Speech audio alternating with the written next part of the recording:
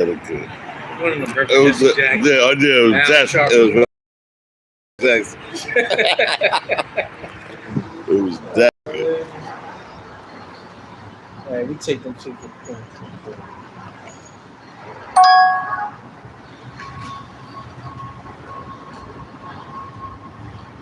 Boy, snap, they just popped up. We in it. Doing his job. Once again. We in it. Once Let's again, get it's it on. Once again, it's on.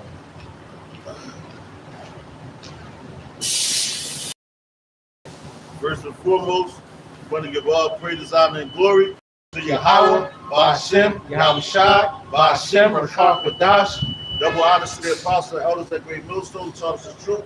Honors and citations to the elect, to the men that died doing the work, Yahweh Ba'ashem, Shai, to the Shalom first. To the men, women, and children that believe on the true name of the Father and the Son. The Father's name is Yahweh, he exists. The Son's name is Yahweh Shai, who the world ignorantly calls Jesus Christ, which means he is the deliverer. All right, the Church of Philadelphia, once again on the highways and hedges, prophesied the downfall of the wicked kingdom known as Babylon, aka Sodom and Egypt, aka America. All right, and hey man, prophecies is rolling.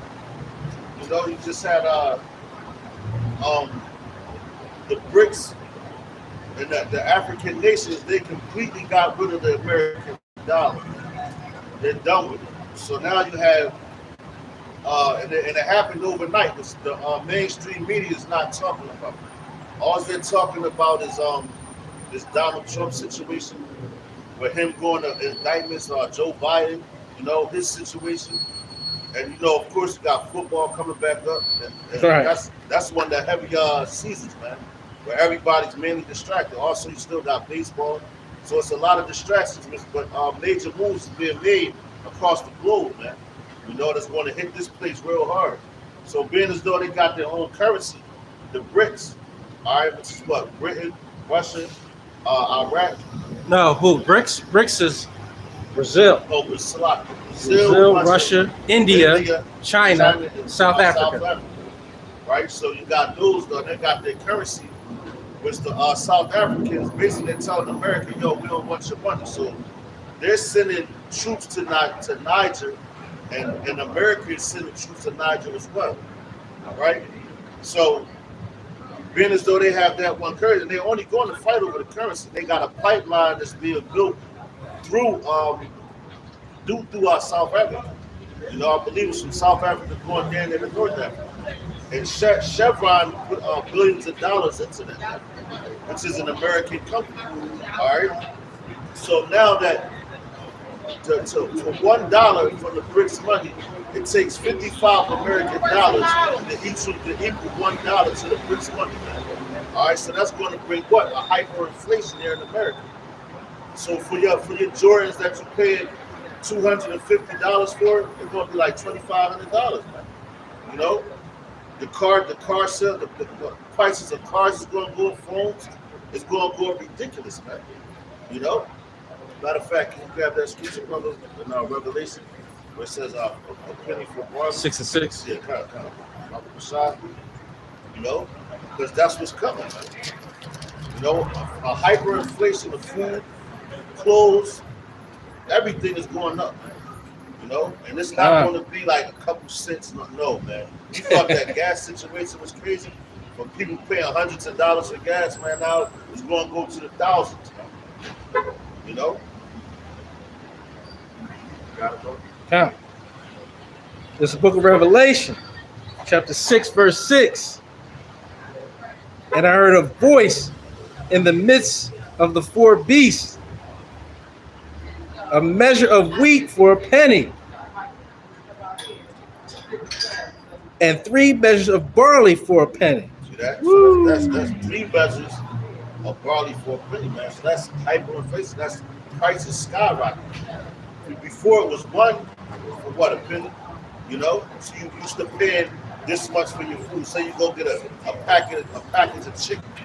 All right? 12, a family size package of chicken, which roughly runs about what, $12, $11, something like that. So it's going to go from $11 to like $100, or maybe $200 for a family packet of chicken. You know, all because of this whole brick situation, and it's all boiling down to the fact of the CBDC, that C-hit, man, which they want to put in everybody, and they plan you telling you, we're going to give you $2,000 a month for life if you take this chip, man. You know, and that $2,000 they're going to tax it, all types of tax on it. You know, and then like we're telling you, man, for that $2,000, that might be a loaf of bread, man. You know, so they really playing the people, man. And when you go into that word penny, that's a day's wage. Right, God. And so, as the brother was saying, just think about it. Just think about your whole check. You basically buying bread and eggs. Right, yeah. You know, right? You know, and they're just up. Well, they didn't up the minimum wage yet, but they're saying they want you to about $15. That still ain't shit. Right. You know, because if you work 2 weeks, about 40 hours, you're going to get about what, maybe 80 hours. You got to probably get like roughly $1,000. Right. You know, with all the tax and all that taken out. So you're gonna spend. You might take that whole check, just like you probably said, some eggs, you know, not even milk, just right. Eggs, you know. So that's going to cause what, a lot of rioting, looting, you know.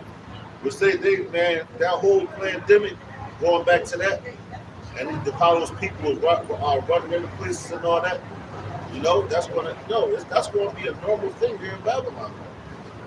That's why you have the the agriculture, can't think of the Department of Agriculture. That's why they're arming up, man. All the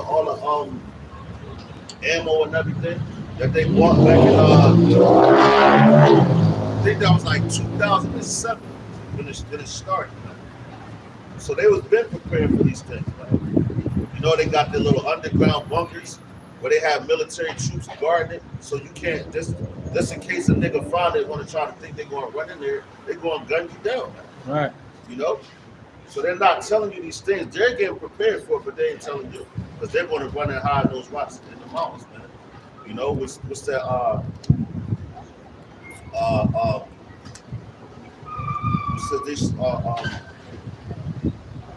So they shall run to the rocks and rocks fall. Like fall on the bed. That's what it's boiling down to, man. All the terror that's coming to us.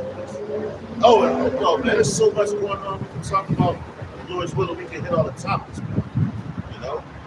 But at the end of the day, with all these things, as the title says, we have hope. You know? We are the elect have hope. As long as you love the Lord, man. Like it tells you, the meek shall inherit the earth. You have to fear the words of Yahweh Hashem Yahushua. Which a lot of our people, they don't fear the words of our God. They take them lightly, they take them for granted. But everything that we've been saying is happening. It's happening at an alarming rate. You know, the spirits is turning up with that whole Montgomery's Alabama situation. You know, Jake is waking up. John. Yeah. It's the book of Revelations, chapter 6. We'll start at 14. And the heaven departed as a scroll when it is rolled together. And that's going into what? World War III. You know, once those nukes are shot off, and when it hits the ground, and it shows you that, when they dropped that atomic bomb on Hiroshima and Nagasaki. You know, Hiroshima and Nagasaki. When they dropped that atom bomb and the way that it scrolled and it rolled up like that, and the prophet John the Revelator, how he was explaining like a scroll, because back in that time, that's what they wrote on. They had scrolls. So they had scrolls that rolled out like this. So when they rolled them up, it looked like a scroll. When you roll up a scroll and sit it up, that's what he saw right there. With that atom bomb. Well, that was the ICBM. You got it, bro. Come. And every mountain and island were moved out of their places. Man, that's a heavy impact. You know, when you see that the missiles hit and all the like the debris and everything that flies up, everything's not going to be the same, man. Matter of fact, it's a scripture like that in Isaiah when it says that the earth rolled to and fro like a trump. Yeah. You know, that's a heavy impact. That's the indignation. That's the indignation of Yahweh, man. You know, his fierce indignation, his anger, man. You know. Go ahead, bro. And the kings of the earth, and the great men, and the rich men, and the chief captains, and the mighty men, and every bondman, and every free man, hid themselves in the dens and in the rocks of the mountains. See, now you got over there in Denver, Colorado, at the airport. It's a mountain over there where it's actually dug out, and they showed you this. I think it was this guy Alex Jones and this guy Jesse Ventura, the ex-wrestler. He used to be the mayor of Minnesota. You know? I think the governor. Yeah, that's what it was. The governor of Minnesota. Jesse the Body Ventura. You know? And, right. yo, he was a wrestler. Right. So they know how to act. But now he got all this inside information and he started putting it out there. So he's like a whistleblower. But he had they actually got to go a certain point into this mountain, man. And now it's videos coming up of people that's actually down there inside it. Like it's a whole community. Right. You know, they got several of them all over the country, all over the world. That's right. That's solid because they know it's coming. And like I had a vision, like months, like I want to say about 6 to 7 months ago, about this, man. You know, it was a mountain. I can tell it was a mountain, and there was the people inside of the mountain, man. You know, and there was military personnel. They was on the phone. Like if you who was that? If you've seen documentaries of Hitler, when they was in, I think they was in something like a mountain as well. And they used to be on the phone with the headphones and shit. They could tap and they take it out, but then she was on the phone like that, and it was like she was like, "It's done." Put her head down. She said, "It's done." But you know, and everybody, it was like people had cops everywhere. You know, it was just people just around, man. When she said it's done and hung the phone up and put her head down, you know it was destruction coming. And not too long after she said there was like a window I could see. And when I said, "Oh shit," like I pulled my bed to the side like this, and they was telling people to get behind the bed for the impact. Basically, brace for the impact. So I looked at the window. I'm like, "Oh shit!" So I was intrigued. So I ran to the window, and like you can see, I could see the missiles coming. I see the missile hit the ground, boom. And like when I saw that, I seen the fire coming slowly towards the building or to the mountain or whatever you was in. But I knew it was a mountain. Well, hopefully, you was looking down because you was on a father ship and you wasn't in no looking out no window, but you was looking down. You know what I mean? At the glass. The glass floor. That's how the way I saw it. Yeah, like what it say, they look out to see a glass. It was a glass window, and I looked. I saw the missile sitting. You see the fire coming towards me. So I ran and jumped behind the bed again, and like you felt I felt the ground, everything shake. Like that shit was intense, man. Like it was so crazy. When I woke up, I was in a fetal position because I was like, that's how real it was, man. But the fire came. It was coming towards us. You can feel the heat of the flames. That's how hot the flames were. You can feel the heat of the flames going over the building. And it was like a lot of boom. You heard all that, man. So after everything was said and done, like I looked up, I got up, I was like, "Oh shit, I'm still alive." So I'm running around, and at this point, I'm trying to see if I got spiritual powers. So I started jumping. Everything. It was like the rock had split in half. And like on one side, I looked up and you could see like it was like military men. They had the military uniforms on, the helmets and all that. And they yelled down. He yelled down to the people on the side that we was at. He was like, "Is all the military personnel okay?" And they was like, "Yeah, we're fine. And like in that instance, it was like I got taken from there. And I was like outside at the top of the mountain. I'm looking down at the mountain, and I'm looking at all the damage of the mountain. But like still was people in there. And it was like, yo, that shit was crazy as hell, man. Right. You know, but I remember that dream like yo, I can't forget it. No. You know what I'm saying? Never But forget that. it was like that. So, and then, like, yo, you see the damage, and after not too long after that, I woke up and I was like this, all the fuck up. That shit scared the shit out of me, man. You know, because, hey, man, that's coming. Huh. You know, that's what we're reading right now. Also, when Jeremiah 16:16, we can get that after. Hey, and this is as back to brother up. We're not. He didn't just make that up. We're reading it right here in the scriptures. Right. So again, whether you like it, believe it, understand it or not, hey, this is what it is. You know, it says, read that again. And the kings of the earth, and the great men, and the rich men, and the chief captains, and the mighty men, and every bondman, and every free man, hid themselves in the dens and in the rocks of the mountains, and said to the mountains and rocks, fall on us, and hide us from the face of him that sitteth on the throne, and from the wrath of the Lamb. That's when Yahweh Shai and the angels coming as well. You know, along with those ICP missiles. That's why he said, hide us from the wrath of the Lamb. Who's the Lamb? The Lamb is Yahweh Shai, the sacrificial Lamb. You know, that's why he was born in a manger. Lamb without blemish. That's right. That's right. He's perfect, man. You know, and he did the will of his Father when he came here, and when he was reincarnated as Yahweh Shai. When he came here in that time period, he did the will perfectly. You know, and that's why he's the first spirit ever created. He's going to be the head of the army to come destroy this place. You know.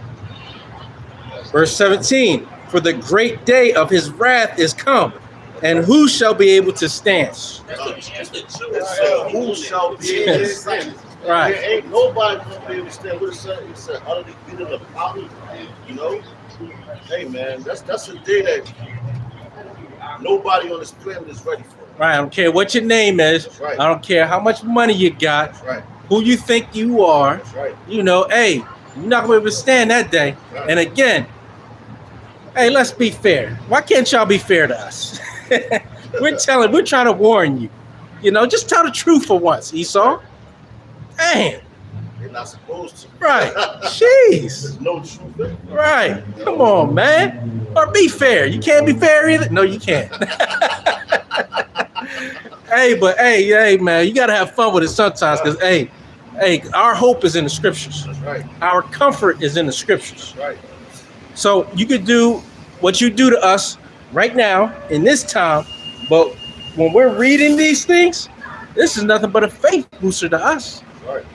And everything that you do is minuscule. You like a little pimp squeak trying to get at us. You know? That's right. So hey, you keep trying to get at us, and the Lord's got a stiff arm for you. That's right. You know, just think of a video, you know, I don't know, it was Marshawn Lynch maybe just stiff arming somebody. Right? That's what Yahweh Shai Shotgun is doing to you right now. Matter of fact, you know what? It's a video I saw yesterday. Hey, what'd you say with Scrappy? Let me at him. Hey, that's what you look like, man. Matter of fact, Esau's like, I seen a video, it was a quarterback, 6'5", big guy, man.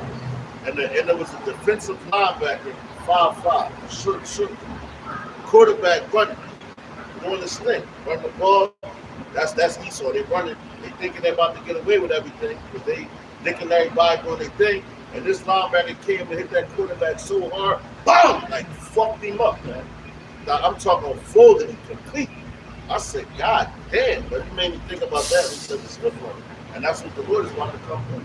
Right. But you in the processes of putting your new world order together. Right. You know, your one world currency, your one world religion, you know. Enslaving you're on your way thinking that you're going to enslave the whole world, you know. Right. It wasn't good enough for y'all to have us enslaved. You want the whole world under your control. You know.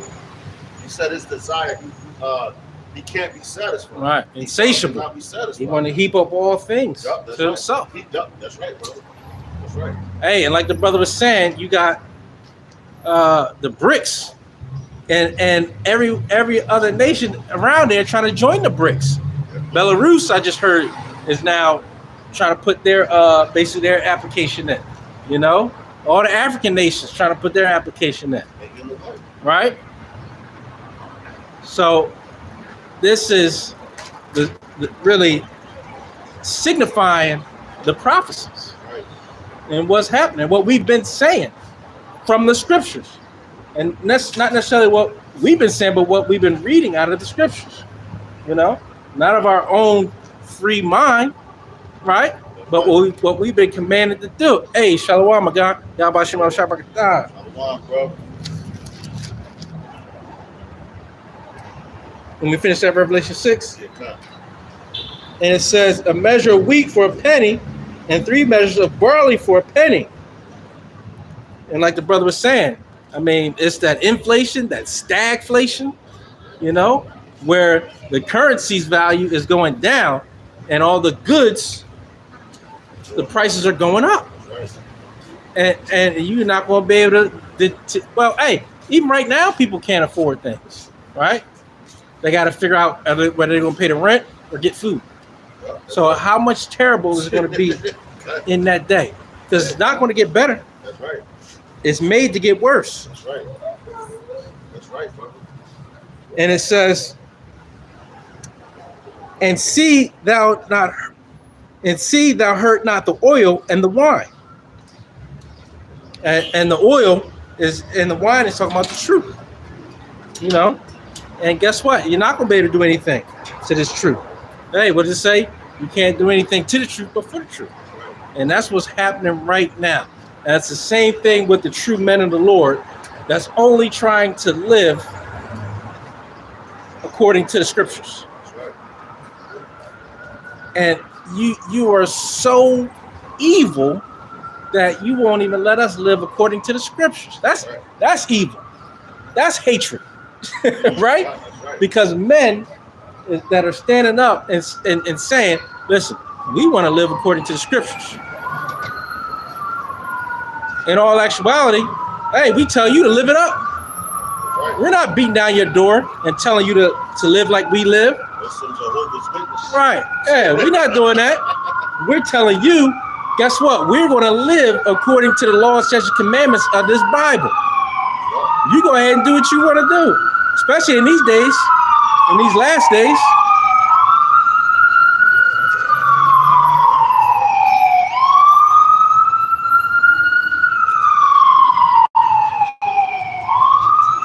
We're not chasing you down and begging you to come back to the law, statutes, commandments. We're going to keep moving. We're moving on from you people that don't want to do it. But we're giving you an opportunity and warning you to hopefully activate the hopeful elect to join us, But if you don't, you don't. Hey, it's all through the spirit, power, mercy, and grace of Yahweh Shem Shai anyway. Right, that's all we out here for is the elect. All the other nations ain't going to get it. They're not supporting it. That was it, bro. God. I got something real quick. This is Isaiah chapter 13, starting at verse 1. It says, the burden of Babylon, which Isaiah the son of Amos did see. Lift up thee a banner upon the high mountain, exalt the voice unto the shake the hand, that they may go into the gates of the nobles. All right, and that's what we out here doing. We're coming out here, we got the banner, which is the 12 tribes chart. That's our banner. That's who we are. All right, that's our people. So we lifting that up and we're shaking our hand and we're telling you all your transgressions, what you're doing, and we're telling you the future of this country. And matter of fact, not just this country, the whole globe, man. Because the earth was given into the hands of the wicked, man. All right, going into what? Job 9:24. The earth was given to y'all, but now it was given to you by the same power that gave it to you is being taken from you by that same power, man. Because he lifts up kings and he takes them down, man. And it shows you time and time again throughout history. All you gotta do is look up secular history. Go into Rome. Look at all the Caesars of Rome. The Lord put them all in office, man. You go back to ancient Babylon, look at the different Nebuchadnezzars, man. The Lord put them all in office. He lifted them up and he put them down, man. And he even made one of them run into the wilderness and act like a fucking wild animal until he admitted that Yahweh was over him. So that's a power that you're supposed to fear, man. All right. It says, verse. As a matter of fact, it says to the gates of the nobles. Now your modern day nobles, your nobles is the ones that run society, the ones that rule, the ones that's calling all the shots. So those you can go. Ultimately, that's how you got your Rockefellers, your Rothschilds, your Bilderbergs, you know, your DuPonts. Who else, man? Uh, uh, fuck. That's mainly a lot of them. You know, those are the ones that controls. They make all the shots. They call all the shots. They have all the politicians in their pocket, man. They listen to them. Even going to the White House, man. The White House is not controlled by the president. It's controlled by the Rothschilds, the Rockefellers, the men of that stature, man. All right, so this word Not the Forbes list. That's right, yeah. So That's people they put in the magazine. Stop it. okay. So this message has gotten to them. That's why they got surveillance on us 24/7. You know, 24/7. they watching every move that you make. You know, so hey man, that's because they're not watching you niggas on the streets like that. That's out here hustling and doing whatever the hell you're doing, because they already know you're doing their bid, man. Like yo, that movie they call Tyrone, man. You know, you saw it in the behind the scenes controlling everything. You know, and as long as you was doing what as long as you did what he wanted you to do, he had no problem with you. Controlling you through the music, controlling you through the mainstream media, man. All that, man. You know, as long as you follow after that, there's no problem. You know. But hey, I'll tell you a warning to you people that want to do harm to the men of the Lord. Hey, there's a warning in these scriptures. That's right. Yeah. Right. Hey, when those things start happening, hey, that's it. It's gonna be all she wrote, and you know that. You wicked elites, you know that. That's right. Cut. I got some back you up. It says, verse 3. It says, "I have commanded my sanctified ones." See that? I have commanded my sanctified ones. I have also called my mighty ones for mine anger, even them that rejoice in my highness, man. So who's that's talking about, man? Let's talk about the elect. All right, his sanctified ones, because they're set apart from the rest of Israel. Man. All right, you got a lot of Israelites that come out here on the highways and hedges, and they just be talking this to that. You know, they're telling you that you're Israelite, but they're not telling you the whole truth. Not all of them gonna make it, man. You know, this is only for a select few, man. This is not for the whole world right here, man. All right, but we know that, and so do these elites know that. They know that. The elite of the society, because what they're working with the power on the left-hand side. So they can try to infiltrate certain Israelite camps and get up in there. You know, they get in there and they get into the ears of men. Some of them are top dogs. They get in their ear and have them go around and try to then spy out. You know. But, hey, man, and now they don't even have to do that. Now they tap on your phone. Right. They're all in any electronic you got, right? That's right. I mean, hey, who else knows what your car, your house? Right. Hey, we know all of that, Right. but we're still not going to fear you, That's right. and that's what you want. You want to do all those things and give out hints right here and there that you're doing it. Right. Hey, you don't need to give us hints. We know you're doing it. That's right. We expect you to do it, That's right. but it's not going to make us fold because of what you're doing. Hey, our hope is in, like this title say, our hope is in Yahweh B'Shem Yahushua. That's right. You know? So tap the phone like you do. Tap the cars like you do. Follow us all around like you do. And all you're going to get is a lot of wasted time because we're righteous men and we want to stay righteous. That's right. This is verse 4. It says, "The noise of a multitude in the mountains, like as a great people, a tumultuous noise of the kingdoms of nations gathered together. The Lord Yahweh B'Shem Yahushua host musters the host of the battle. They come from a far country, from the end of heaven, even Yahweh B'Shem Yahushua and the weapons of his indignation to destroy the whole land." And that's talking about what? Your ICBMs, man. All right? Let's talk about the nukes when they shot off. Man. That's what's coming to this place, man. All right? But as we said, it's hope. We're going to get into the hope as well. We're talking about the destruction right now. All right? That's what's coming to this place, and that's what y'all scared of, man. You elites. You don't want this to get out because You want the people to be in that dumbed down state, like Right. oh, nothing's gonna happen. You know, that's why we're so feared or we're so hated and feared, man, because of the message, and that's the message that Yahweh Shah was bringing, man. Well, they want to continue to build up their riches, right? Because if everybody's still partying and doing all this other nonsense, hey, they get to still build up their riches. That's right. And hey, that finances those bunkers, right? Because they're not cheap. That's right. That's right. Good. Verse 6, it says, how ye for the day of Yahweh is at hand, it shall come as a destruction from the Almighty. Therefore shall all hands be faint, and every man's heart shall melt. And they shall sit, and they shall be afraid. Salaki, they shall be afraid. Pangs and sorrows shall take hold of them. They shall be in pain as a woman that travaileth. They shall be amazed, Salaki, they shall be amazed one at another. Their faces shall be as flames. All right, and yo, they gave you the picture of that. And what's that term in the movie Terminator? I forgot which one it was, but it's a sign that the brothers got. But Sarah Connor has her hands on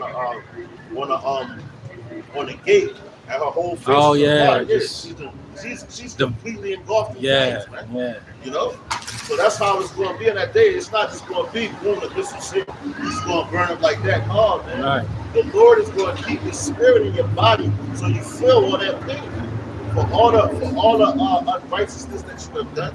The same as like Sodom and Gomorrah, man. When they that same intensified heat is inside of those missiles, man. All right, and that's the Lord's indignation. That's His fierce anger, man. All right, and rightfully so, man. For the things that you've done to us, the things that you've done to the nations, man. You know, but mainly for the things that you've done to the nation of Israel, man.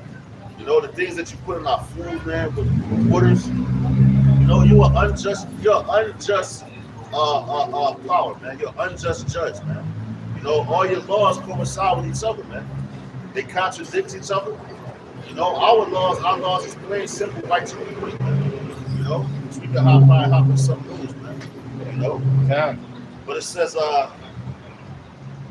verse 9, it says, behold, the day of Yahweh shall come true, both with wrath and fierce anger, to lay the land desolate, and He shall destroy the sinners thereof out of it. All right? He's going to destroy the sinners out of it, man. And what's sin, man? The sinners talk about mainly Israelites, man. All right? Because y'all the only ones that's out here sinning because you're going against the laws, that's the commandments of the Bible. All right? That's your law. That's your covenant that you made with Him at Mount Sinai, and you broke it. That's why it says that you become truce breakers. You know, lovers of your own self, man. You broke a truce with the Lord, man. So if you break a truce with somebody, it's consequences for that. Going into what? Deuteronomy 28 chapter. All right, start with the gifts and the blessings and the curses, man. Yeah. If you ain't want to take the blessings, now you got the curses. And that's what we're under right now. Man. That's the problem.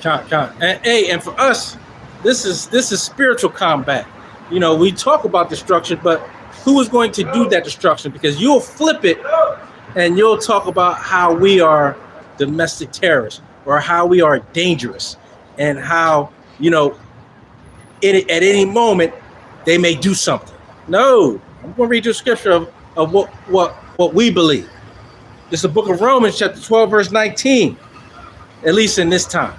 We got something for you, though. Dearly beloved, avenge not yourselves, Right. but rather give place unto wrath. For it is written, vengeance is mine, I will repay, saith Yahweh Bashem Yahushua. That's right. You know, that's plain and simple and to the point. That's right. So for it, when you're hearing these things about the Israelites, again, me and the brother bring this out all the time.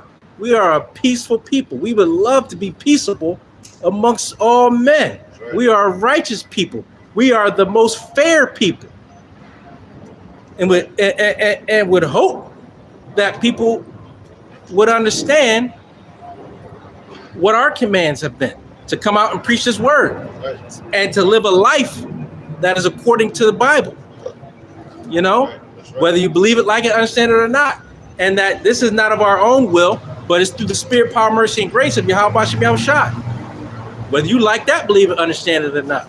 That's right. And we're going to continue until the Lord shuts our mouths. You're not going to shut our mouth, Esau. and any other heathen nation. That's right. Yo, that's right. That's heavy. And yo, you know that we're not going to avenge we're not supposed to avenge ourselves. So that's why you try to make it seem like we're dangerous, right? And terrorists. You make a lot. Yeah. Yup, you use words like that right. for the people. To scare the people. To frighten the people. Just like we did this guy, Osama bin Laden. Anytime y'all want to infiltrate something to get to take something down, you use lies and big words.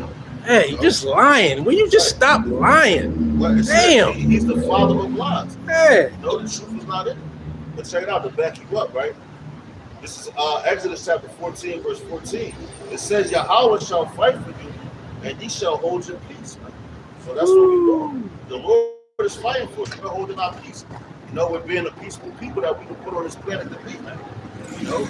Like, matter of fact, I saw an article when there was matter of fact, it wasn't an article, slot, it was a video. And there was a student, she was asking, there was an Edomite student and there was an Edomite family. And she was like, why are all the black people in jail? She was like, and they was trying to give a comparison. And they was like, well, she was like, maybe you shouldn't have asked why aren't they, no, she said, maybe you shouldn't have asked why aren't they in jail, what did they go to jail for? Talking about the crimes. We're talking about the crimes, and they were saying that Jake, they was trying to say Jake committed, out of all the they said something that Jake committed about 63% of the murders in New York, right? And they were saying how like but the statistics went from, I think it was maybe like, damn, I'm trying to think. I know it was in the millions, like 4 million.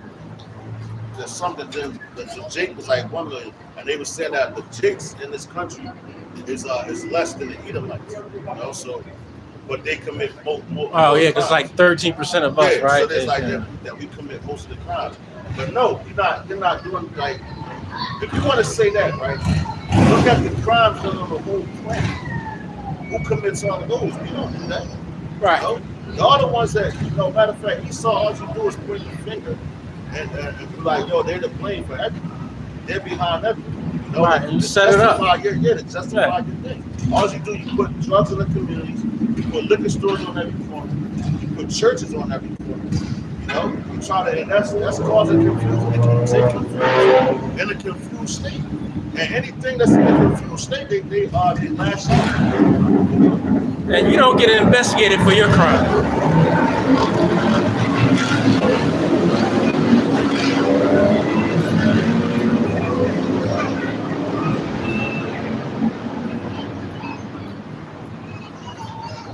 You traumatize a whole nation and then try to blame them for lashing out. Right. People are confused. That's what we're here to make sense of the confusion that you cause. And bring out the truth. That's right. And that's what you're scared of, the truth, because you'll spin a story better than anybody. Yep. You will spin a story and lie while you're smiling and hugging people to spin your own story, spin your own narrative. But hey, the jig is up. What's that scripture, bro? What's it? The wicked are strange From the womb. Yes. I got a quick one real quick though. This book is 2 Timothy chapter 4, verse 18. And Yahweh Bashim Shai shall deliver me from every evil work. That's why our hope is in Yahweh Bashim Shai. He said he's going to deliver us from every evil work. Now ask yourself, Esau, how many evil things have you tried just to do to me and this brother? Because we know. Because we know. And Yahweh Shem Shai, through the Spirit, power, mercy, and grace, has delivered us from your evil works, from your lies, from your deception. Right? And we see right through you. Like glass windows. That's a bad precept. Right. Hey, it says 2 Timothy 4, verse 18. And Yahweh Shem Shai deliver me from every evil work and will preserve me unto his heavenly kingdom, Man, God. See that? Yo, the elect. to whom be glory forever and ever. Amen. That's right. So what? The heavenly kingdom, that's Yahweh Shah's kingdom. Not this kingdom right here, because you had many kingdoms set up on this planet. They all came and they fell. But the kingdom to come, what it says Jacob, no, Esau is the end of the world. Jacob is the beginning of that to follow it. You know? Just like the Lord, when we was listening to the Apostle Weblock, and it talked about how they destroyed the sinful kingdom.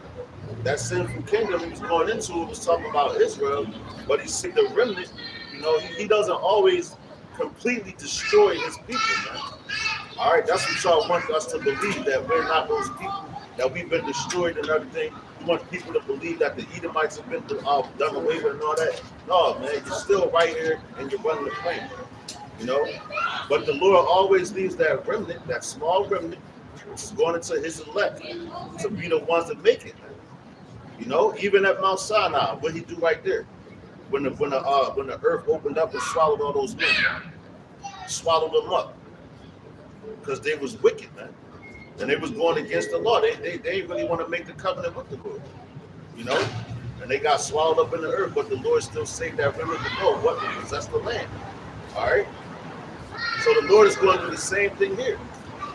Okay, we're talking about destruction. We tell you about that, but the Lord tells you to fear none of these things, man. You know, He didn't give us the spirit of fear. You know, and that's why we said. That's why the title is what we have hope, man. We have hope that's why we call ourselves what? The hopeful elect. We're not out here talking about, yeah, we the elect. We're already sealed. No, we don't know that. You know, but we have hope to believe that we can be a part of that number, man. If we follow the Lord's words and we do what He tells us to do, man. Hey, and we say, Lord willing, for everything that we do and everything that comes up. You know, this is what He's going to deliver us from every evil work. What's the evil works that you want to do to us? You got the concentration camps. You got them lined up. You know, you got the CHIP lined up. You know, and just the lies. Yeah, the lies. You got the guillotines lined up. You know, you got all that, man. You got all these things lined up for us. You got whatever, man. Yo, the jabs and all that. You know, the Lord delivered us from that, because we could have took that, man. You know, it's a lot of people out here walking around don't even know, you know, that their DNA has been changed, man. You know. John, got another one. It's the book of Isaiah, chapter 54, verse 17. No weapon that is formed against thee shall prosper. That's right. And every tongue that shall rise against thee in judgment, thou shalt condemn. That's right. Yeah. And that's what we're doing right now. We're condemning you because your lies. That's right. And your falsehoods. That's right. And because your tongue is so vile and deceitful that, again, you would put up these lies against righteous men that treat you with fairness. Even though we know how wicked you are, we treat you with fairness. That's right. You know, and do the best we can in our daily jobs, right? That's right. In our everyday walk. You don't see true men of the Lord cursing you out, right? It just speak against you. Right.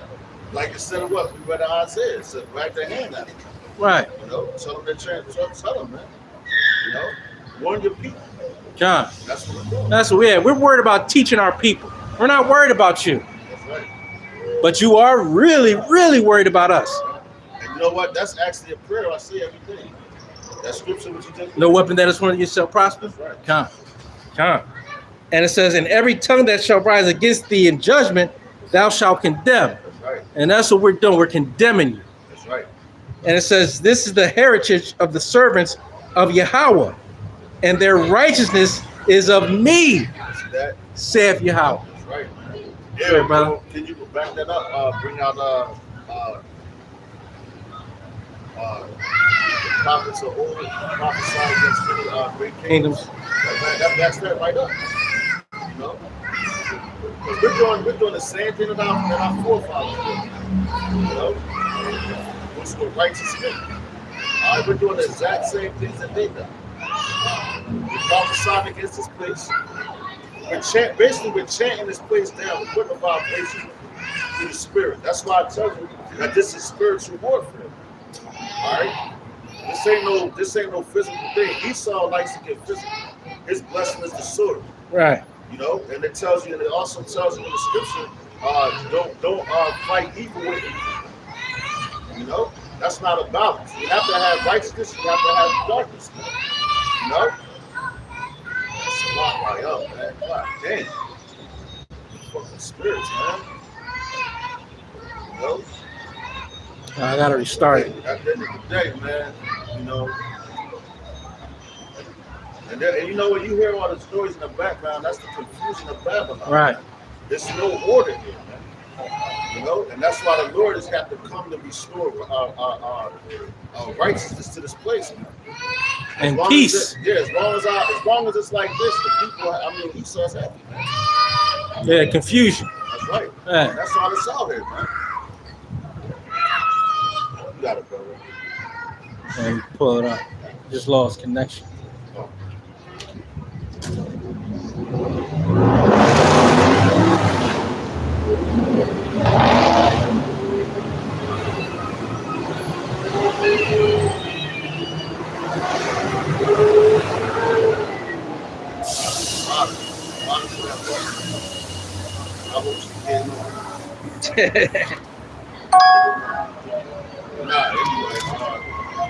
It's a lot. Going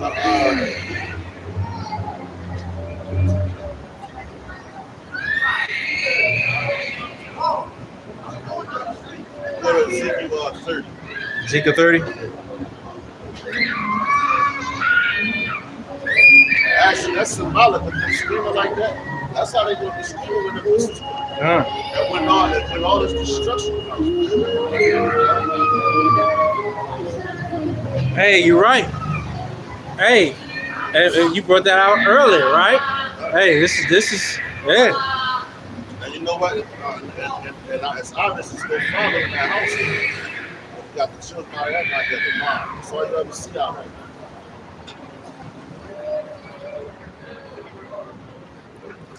You can start a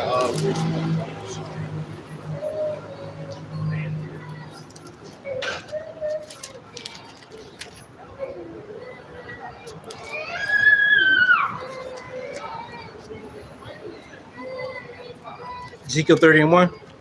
Yeah.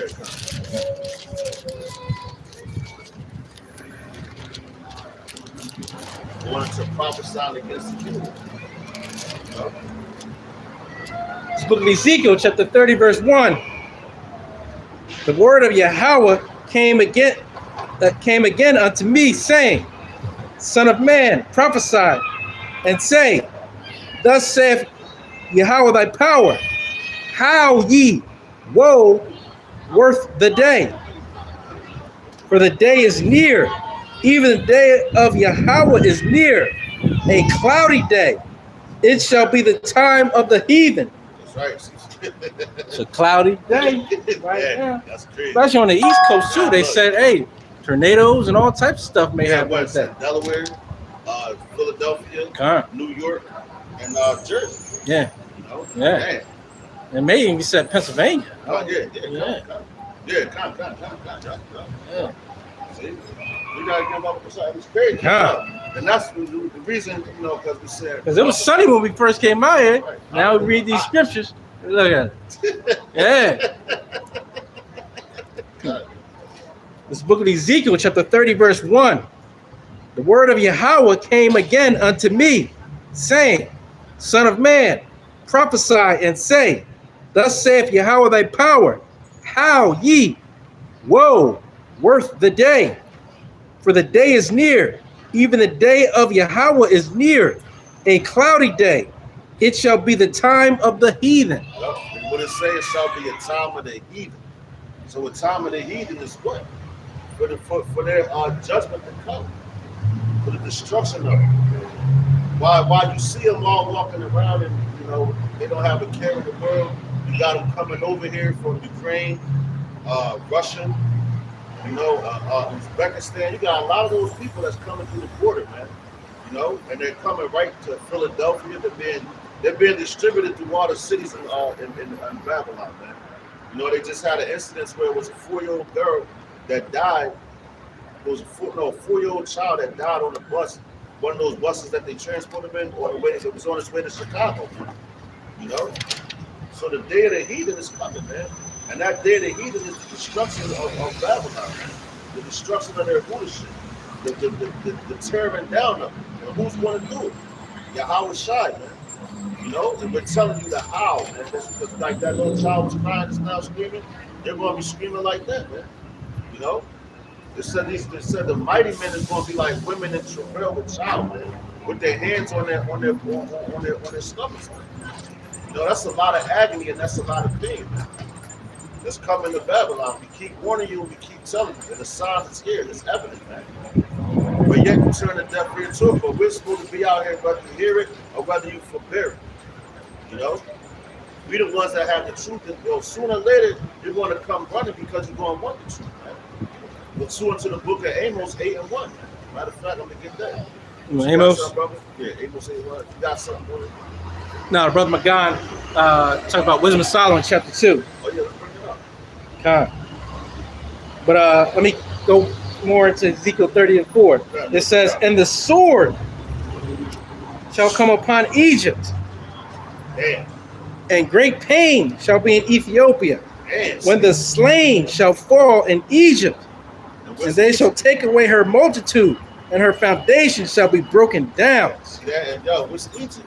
Egypt is the house of bondage, which we was once in that captivity. But we're not in that captivity anymore, man. What captivity are we in? We're in Sodom and Egypt. That's what the scripture refers to. That's why I said right there, what say about Egypt? It says, and the sword shall come upon Egypt. And what's that? The sword. That's destruction. And what did they compare? What the John the Revelator compared the ICBMs to? The glittering sword, man. So the sword is coming to this place, man. Just like what Christopher Columbus, man, Cristobal Colon, when he was when he came and took down the southern Ephraimites, your Latin tribes, and he put his sword down the ground, whatever. The sword is a weapon, man. It's used out through history, man. But this sword right here, man, you don't want this sword. But this is going to be the destruction, complete destruction. It says it's going to destroy the foundation. And this foundation we're standing on right now, this thing is about to be engulfed in flames, man. This is the lake of fire that the Bible is talking about. Hey, sorry, not sorry. That's right. For you Christians, let's talk about, you're going to be cast into the lake of fire and burn forever. Right. That's a goddamn lie, man. We can prove that. It said, what's that, a Revelation? When it talks about the lake of fire, I think it's Revelation 20. But nah, go ahead, bro. Woo. I got another swift one, though. This is the book of Jeremiah, chapter 42. I'll go to 42, verse 23. Who among you will give ear to this? Who will hearken and hear for the time to come? And hey, the brother every week in and week out brings out beautifully, the prophecies that are in this book. It's a joy to be in the presence, of the Malak, right? When we come out here, and again do the will of Yahweh Bashim Yahushua, and so we're trying to give ear again to the elect, so they will hearken and hear it, right? He says, verse 24, who gave Jacob for a spoil and Israel to the robbers? Did not Yahweh? Man, you see that? He against whom we have sinned. This is a bad precept. It says, for they would not walk in his ways, right. Neither were they obedient unto his law. Who that's talking about? It's talking about you Israelites. Now look, now all of a sudden it's a call. Just a minute ago was all crazy and loud and rowdy and all that. You couldn't even hear yourself think. Right. You know, that's what happened to little boy, man. I'm like, God damn. Like, and the woman, she over there rolling the fucking blunt. With her children acting crazy. You wonder why they acting crazy. Right. That's what we're talking about. They don't want to hear the law. You know? Now read that again. Like, yo, that's a badass piece. I'm gonna start right from the top. It's the book of Isaiah, chapter 42, verse 23. Isaiah was heading to. Who among you will give ear to this? Who will hearken and hear for the time to come? See that who will hearken and hear for the time, and that's what we out here telling you. Who's going to listen?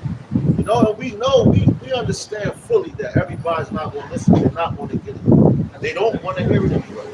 All right? But like I said, it's going to come a time where they're going to want to hear it. They're going to wish that they stood and listen to the words. Because we're telling you exactly. We don't know the actual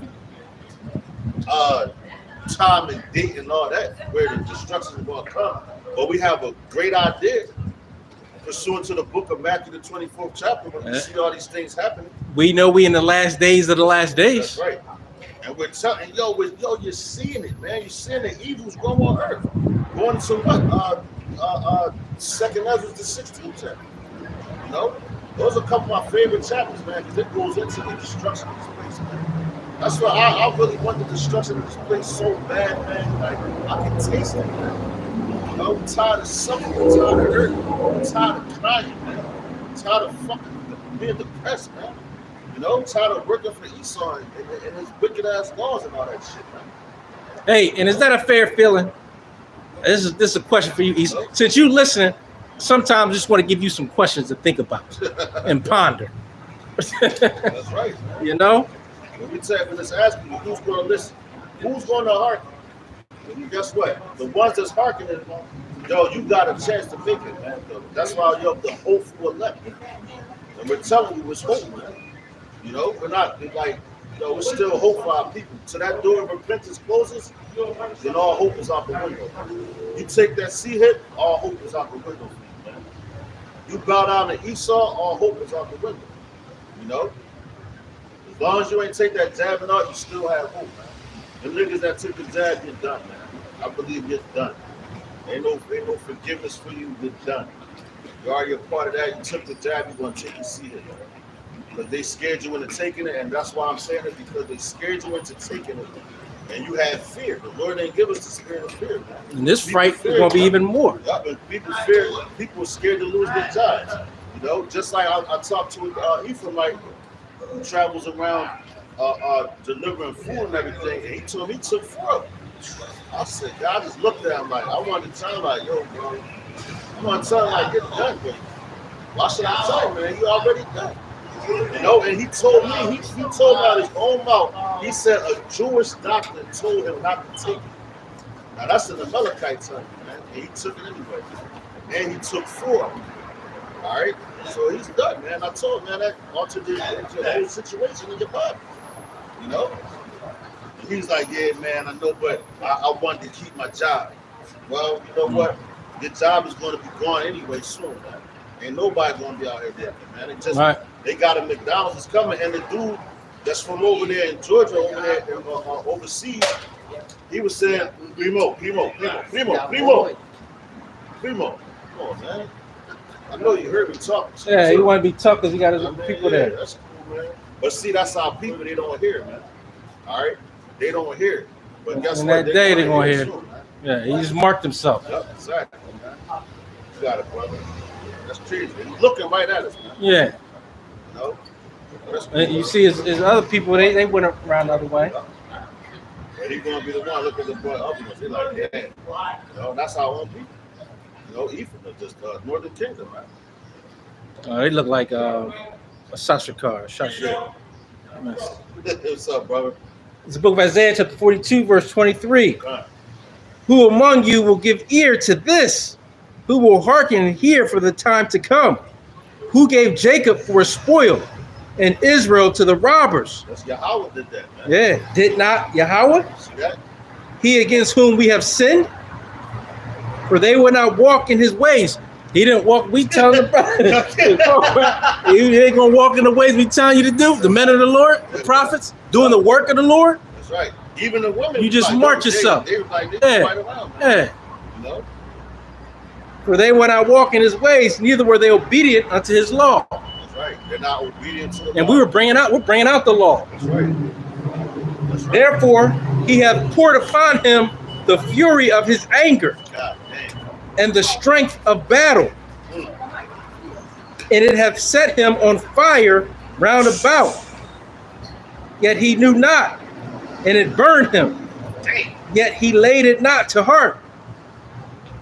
But now thus saith Yahweh that created thee, O Jacob, and he that formed thee, O Israel, fear not, for I have redeemed thee. See that? I have called thee by thy name. See that? Thou art mine. Woo. Right. We belong to the Lord. Hey, excuse me, bro. Can I use your lighter to light one of them incense? No problem, bro. Thank you. Appreciate it. Anytime. The two of them. Sure. Yeah.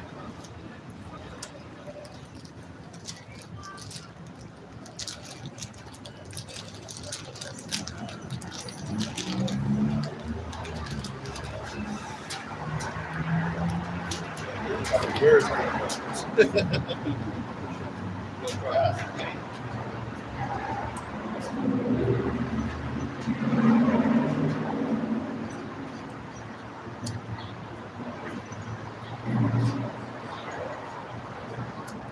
Cup.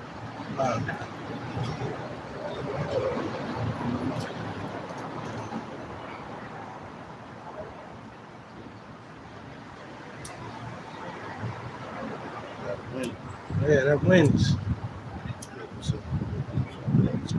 Another wind coming. Trees.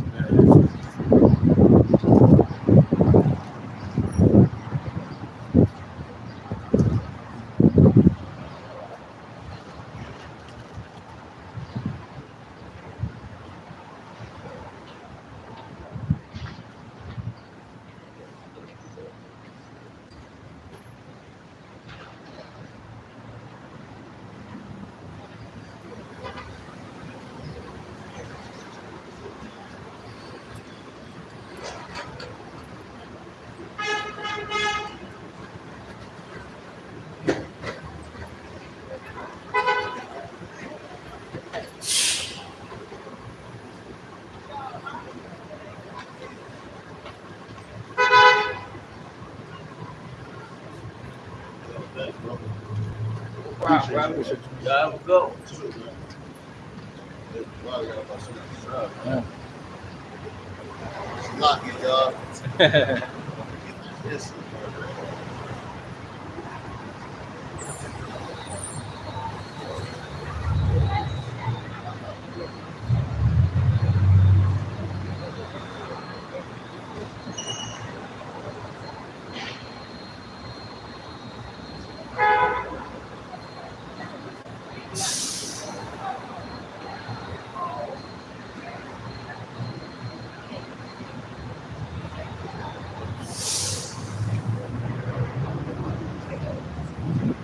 You can smell that sweet savor. Yo, that's crazy because we just had the pigeons look at them. They started coming up. Wow. The birds come. Nah, go ahead, bro. It's a lot. Yeah, it says, but now thus saith Yahweh that created thee, O Jacob, and he that formed thee, O Israel, fear not, for I have redeemed thee. I have called thee by thy name, thou art mine. See that? So what it said fear. It says fear not, man. Like we were saying, the Lord didn't give us that spirit of fear, man. Because what those people were scared into taking something, and they're going to do the same thing now. Just like, all right, you got we're going to have a draft that's coming up, you know, because the troops are starting to be deployed. Now I know a girl she's in the military, you know, so she has to be.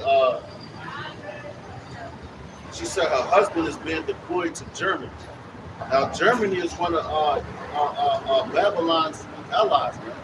Going back into what? NATO, you know, which is what you had going into the seven heads, I believe it is. But you got Germany, France. And who's in Germania NATO? Yeah, Germania Major, Germania Minor, right? Oh, he's about the 7. Yeah, kind of. Yeah, the 7. That's Greece, Rome, Spain, France, Germania Major, Germania Minor, Britain, Yeah, and then the 8th is America. exactly. So you got what? So Germany is a part of that, right? And he's being deployed there. And over there right now, they got you have to fly 2 hours around South Africa because they closed down their airspace, you know. So you can't fly through this. So they're trying to, basically what they're trying to do is get people from flying. They're trying to put them back into cars. All right, to make them travel to clear the airspace. You know, but that's like I'm jumping around a little bit, man. You know, spirit. It's like the wind, man. It goes to the front. Hey, it's spirit. But that's still a fear tactic. You know, to get you to stop from flying. All they're trying to do is scare you into this new world order, and they're taking away things slowly but surely. All right, first they're asking, like they're going to ask you, oh, you want to come back to the military? After they told you could have they kicked you out for not taking that Yakada. You didn't take that jump shot. So now they're asking you to come back. It's all these things are strategically thought out. You know, all these things are strategically thought out, and it's just a matter of time before the hammer fully comes down. Yeah. But they're not going to be asking them what they're going to tell you. You're going to do this, man. And that's all about fear. And he talked about this decades ago Right. in their Bilderberg Right. meetings and That's right. all these other. We get the world under lock and control. Right. Well, they have great meetings and all that. Yeah. They say they conspire together. You know, they say let us cut them off And make a tumult. All 83. That's right. They cut us off. You know, and they're mad. They cut us off for being in this. You know, they took plans to sort out because he saw this the diligent search. Huh. You know, to find out how things work and this, that, and third. So they did diligent search to see how they can take us down. They did it. But through the spirit of power, what it just said right there, the Lord allowed that to happen. Huh. You know? Because we sin. Yeah, God said, Isaiah, what's that, Isaiah 42? Huh. He put us in their hands, man. You know? And he did that. It's like the Lord he's decent with it, man. He did that to get at them too. Because he hates them. He's going to completely destroy them. Going into Obadiah. You know? Go ahead, bro. Huh. Because we belong to the Lord, that's why it's nothing to fear. You know? Ooh, got a swift one on that.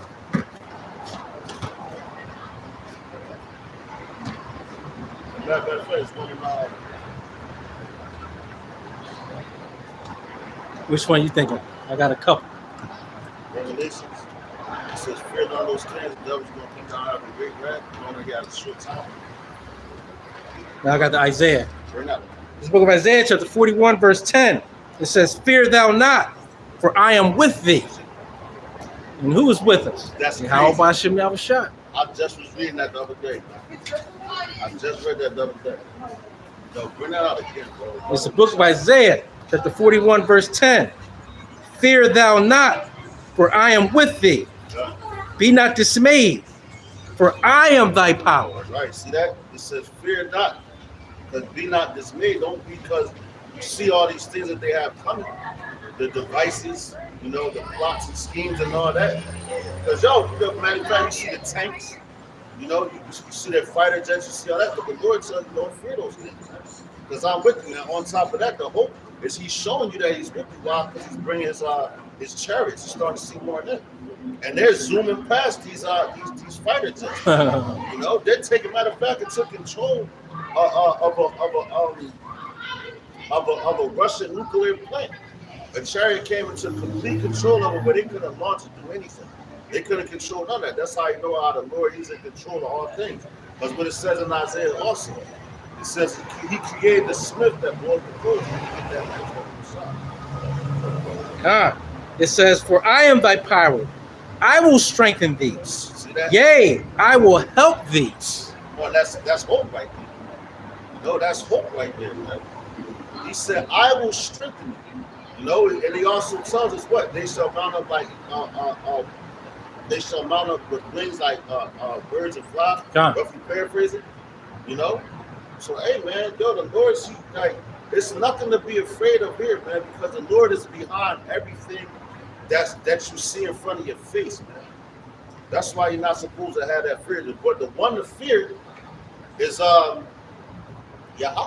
That which can kill the body and soul. That's right, man.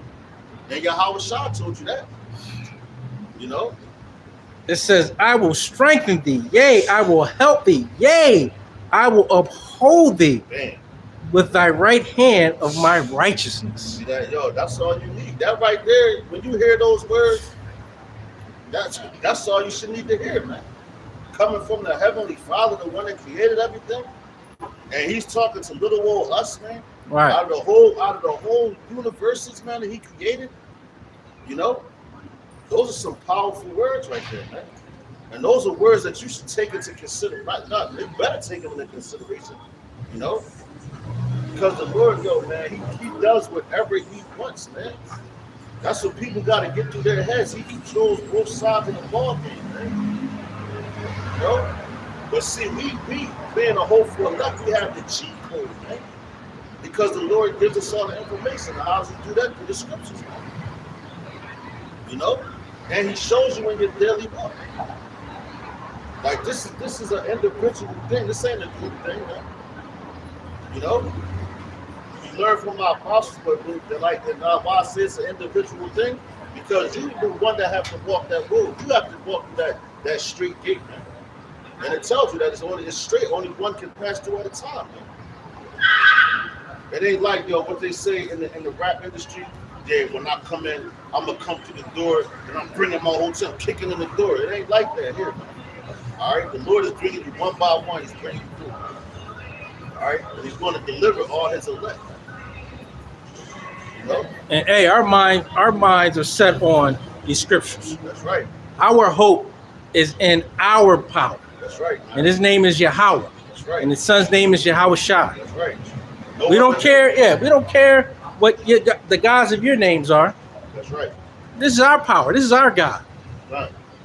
And the scriptures is what he speaks to us through. Is how he comforts us. Like the brother said, this precept right here. Hey, that should be all you need to put your hope in Yahweh and Yahweh Shah. That should boost your faith in the sin. Right. Esau, I got another question for you. What's so bad about that? Be fair. Be fair, Esau. That's because, yo, did not the Lord give you your kingdom? Right. You know? Just be fair once in your life. And stop being a sore loser. Because you see we're rising up. That's right. You see we're not listening to every word you say in your books. We're taking back our book and our way of life. And we're not worried about you. That's heavy what you just said, bro. That's heavy. Because, yo, you had a video where it was a Jake walking to a Catholic church. And this is heavy because it backs up exactly what you said. And, yo, the Lord is putting a spirit on his people. Because I guess he was a bishop or whatever he was, but they had the Bible sitting right there. There was another Jake that was down with the Catholic Church. This Jake came in, he looked like a wild Jake. He had his hair crazy. You know, he ain't have no shirt on. He walked up to the bishop and smacked the shit out of his head. Bop! Smacked the hat off his head. Then he went and took the Bible. He closed the Bible and took it with him. He said no heathen should have the Bible. I said, dang. So that backs like what you said, though. We're taking our scriptures back. You know, we're taking them back because you try to use them against us. But now once we get the understanding of it and we out here teaching it right, now you're mad. Because you took our book from us and tried to use it against us, and y'all used all the slavery scriptures. You know, obey your master. Every servant should obey his master and all that. To keep us in the captivity. That's that Christian doctrine, and they still out there doing your bidding. You know, that's why we had to come about with those. And you still got Jake to this day that's messed with them. Con.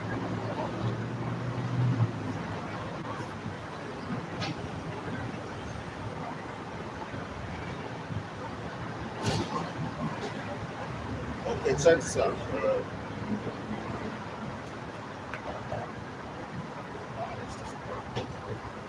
I'm looking for. Now you got some more thing? Con. I'm trying to find this, the letter of Jeremiah.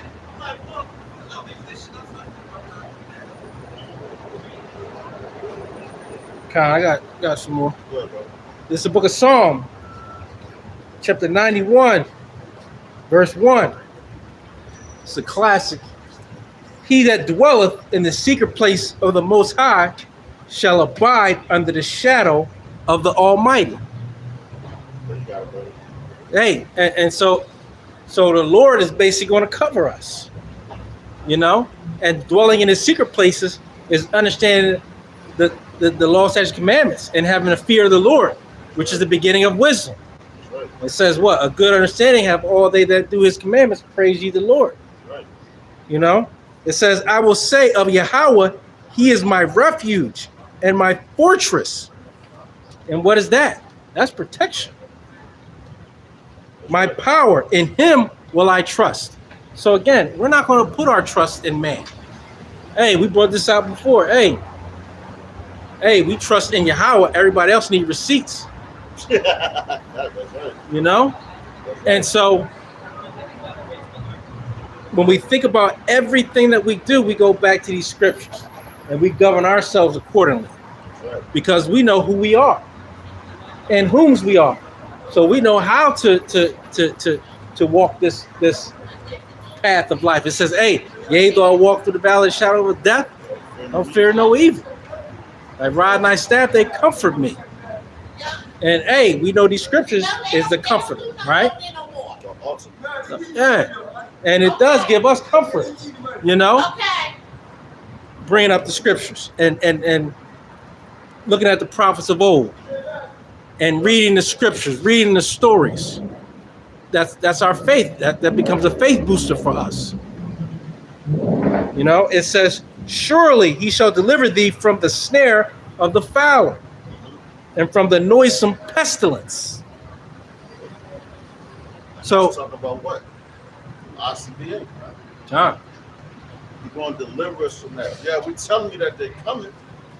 You know, we're letting you know that they're coming. But at the same time, he's going to deliver us from them. His men. Because you got men, and it tells you that what? They're predestined for our salvation. You know, they're predestined for deliverance. Now, out of all these things that's coming on the earth, all the evils that are growing on the earth, the Lord still has it set up for certain men that want to make it. You know, not all these men are going to make it. huh? But we're here to give you hope.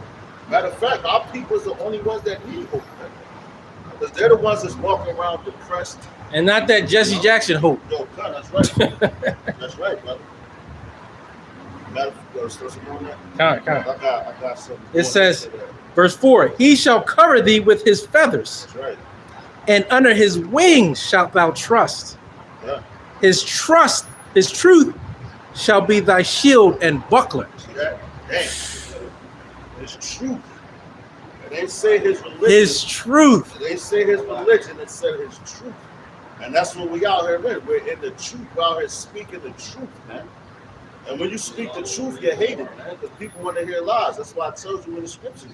Our people said, prophesy the seeds. Speak to us Smooth words. You know?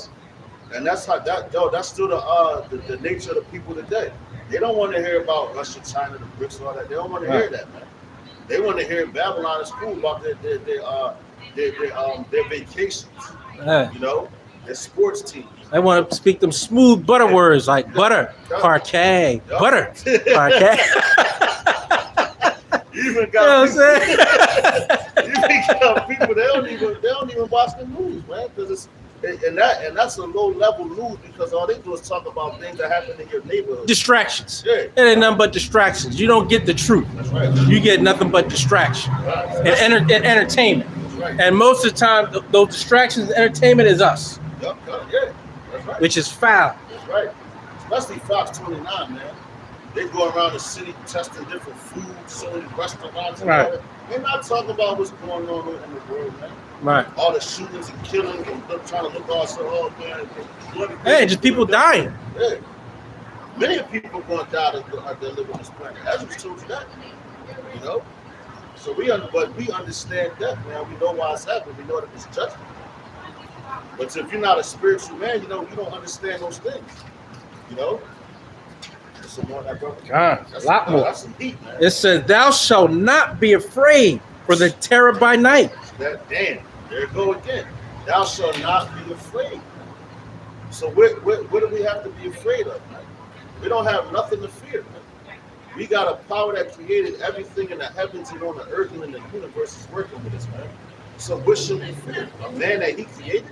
Right. You gotta be out your mind, man. You know? Right. Because he said, like Joe Biden, yeah, our peace is wearing thin. We're supposed to get scared of that. Right. Come on, man. Look at that feeble man, bro. You know, and the rest of the Edomites, I don't care how muscular and all that they are, you're still feeble, man, because you're in these bodies, man. You know? And they giving all the technology and everything to be able to put these bodies down easy. But through their chemicals and all that shit. Man. Right. You know, their pharmaceuticals. You know, and that word pharmaceutical, pharmakia, that's goes into witchcraft, man, spells, man. You know? So through their charmers, and that's what I call those pharmacists.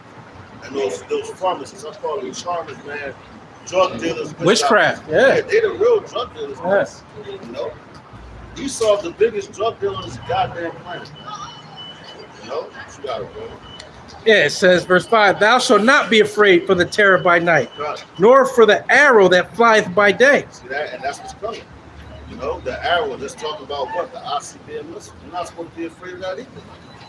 You know? Because you know that is the Lord's judgment, man, for his peace.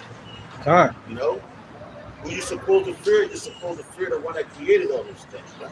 And Lord willing, we be beamed up. That's right. You know, when the missiles start coming. That's right.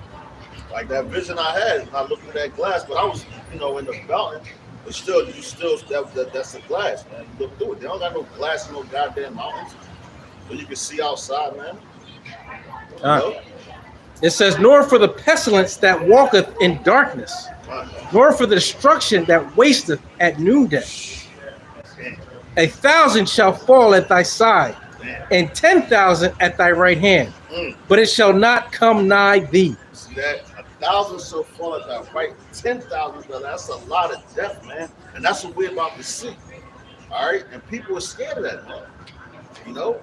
I think we bring this out a lot, that the main thing in the hood is people are scared of is death. God.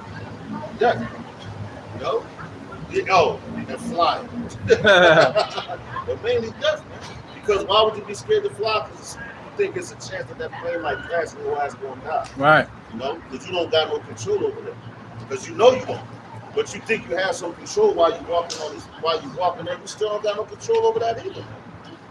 You know? The Lord is in control of all of these things, man. You know? And he's giving you play by play. Don't be scared of this. Don't be scared of that. Don't be scared of this. Fear none of those things, man. Because he created those things for a job to do. Man. Everything in this planet has a job, man. You know, it has a lot. And that's what you're going to do. You're going to do it perfectly because the Lord programmed you to go through this. You know? And when your job is done, go back to the spirit. John. You know? Shout out, brother. Verse 8, "Only with thine eyes shalt thou behold and see the reward of the wicked." Damn. And that's what's coming, man. And we're starting to see that happen right now. The beginning of fall of Babylon. You know, and that's a beautiful thing to see, man. And what it tells you that blessed is he that sees the downfall of his enemy, man. You know, that's a beautiful thing to see your enemies going to captivity. You know, but because we see how people dropping. That shit makes you angry, man. You see the condition of your people, man. That shit angers you, man. You know? And that's around the world, in every city, in every town, in every state. We're in the lowest form of a people. And no matter what you look like. Right. If you an Israelite, trust me, the curses is on your ass. Right. I don't give a damn what you look like. You cursed, man. You know? And those people know because we saw they do the bloodlines and all that. That's why when you go into Genesis, it goes into the Dukes of Edom, man. So that's the bloodline. Why do you think the scriptures tells you Isaac and Jacob? Those are records to show who that child was. Yeah, your lineage, your heritage. Yeah, exactly. Where you come from, what house you come from. They do the same thing now. They got hospital records of people. They got your mother's name, the father's name on the birth certificate. Well, now sometimes the father's name ain't on it. Nowadays, with a lot of that, so everything's going to the mother, man. And that's how you know this place is all jacked up, man. But they keep records, man. In the same way that we kept records back then. That's why we're able to search through the scriptures, see the curses and everything. Can we trace back to our actual dad? No, we can't do that, man. But we can trace back to the founding fathers of our nation, man. Right. You know? And that's why we say this is a spiritual thing. That's right. It's not a color thing. It's not what you look like thing. Right, yeah. This is a spiritual thing. Let's say a spiritual man, so see spiritual things. You know? The carnal man, because a carnal man just looks at the outside of what he can see in front of him. Right. But a spiritual man, matter of fact, I believe it's Proverbs 22:3. When it says a prudent man. Oh, man, where's that? It's on the back of the car. It's on your leg. It's on your leg. It's going. It's Yeah. crazy, man. Hey, that's why I say in Romans 2, the Spirit bear witness with our spirit that we are the children of Yahweh Bashim Yahushua. Ooh, matter of fact, what it say? That's beautiful. That's a beautiful. You know, where it says and Hebrews, what's that? Hebrews 11, if I'm not mistaken. We say God is a spirit. Those who worship Him must worship Him in Spirit is the truth. spirit and truth. You know, and that's that. It ain't say God is physical. Huh. You know, so that's why we're talking spiritual things, and that's why Esau can't see that, man. Right. And that's why, again, we're the most fair people out there. Right. You don't hear us say, hey, you got to look like Shaq. Well, some groups say that. I'm talking about us. Yeah, God. I'm only dealing with us. And that's the head of Apostle GMS on down to, That's right. its affiliates. That's right. That's right. We say, hey, the children of Israel are going to look like every nation because we're going to come from out of every nation. So it has to come from the spirit. And that's why they used to do them videos, right? The brothers from GMS who look like Edomites, right? Right? What was the titles of them videos? Oh, am I black Hebrew Israelite? Yeah. Because you try to put that label. You have tried to make it a race thing Right, yep. rather than a spiritual thing. Right? We don't make it a race thing. Esau and other nations that try to label us as that, right? That's right. Yeah. And that was a righteous order that Apostle Bernard did at that time. Yeah. But that's when it was going on. They thought of black Hebrew. Right, because they labeled it. Yeah, because they put that label. We don't say that. That's right. 'Cause anything that has to do with black is hated. Right. You know? And again, you can look like every nation as long as it's through your father. You look like Let you- straight up Edomite. Right. Blonde hair, blue Hey. eyes, all that. It's through your spirit. That's right. And if these words hit your mind, right, and you feel compelled, hey, 9 times out of 10, hey, you're an Israelite. That's right. Yeah. Yeah. If you judge righteously, according to the scriptures, hey, you may be an Israelite. But hey, he's going to separate the wheat and the tares in those days.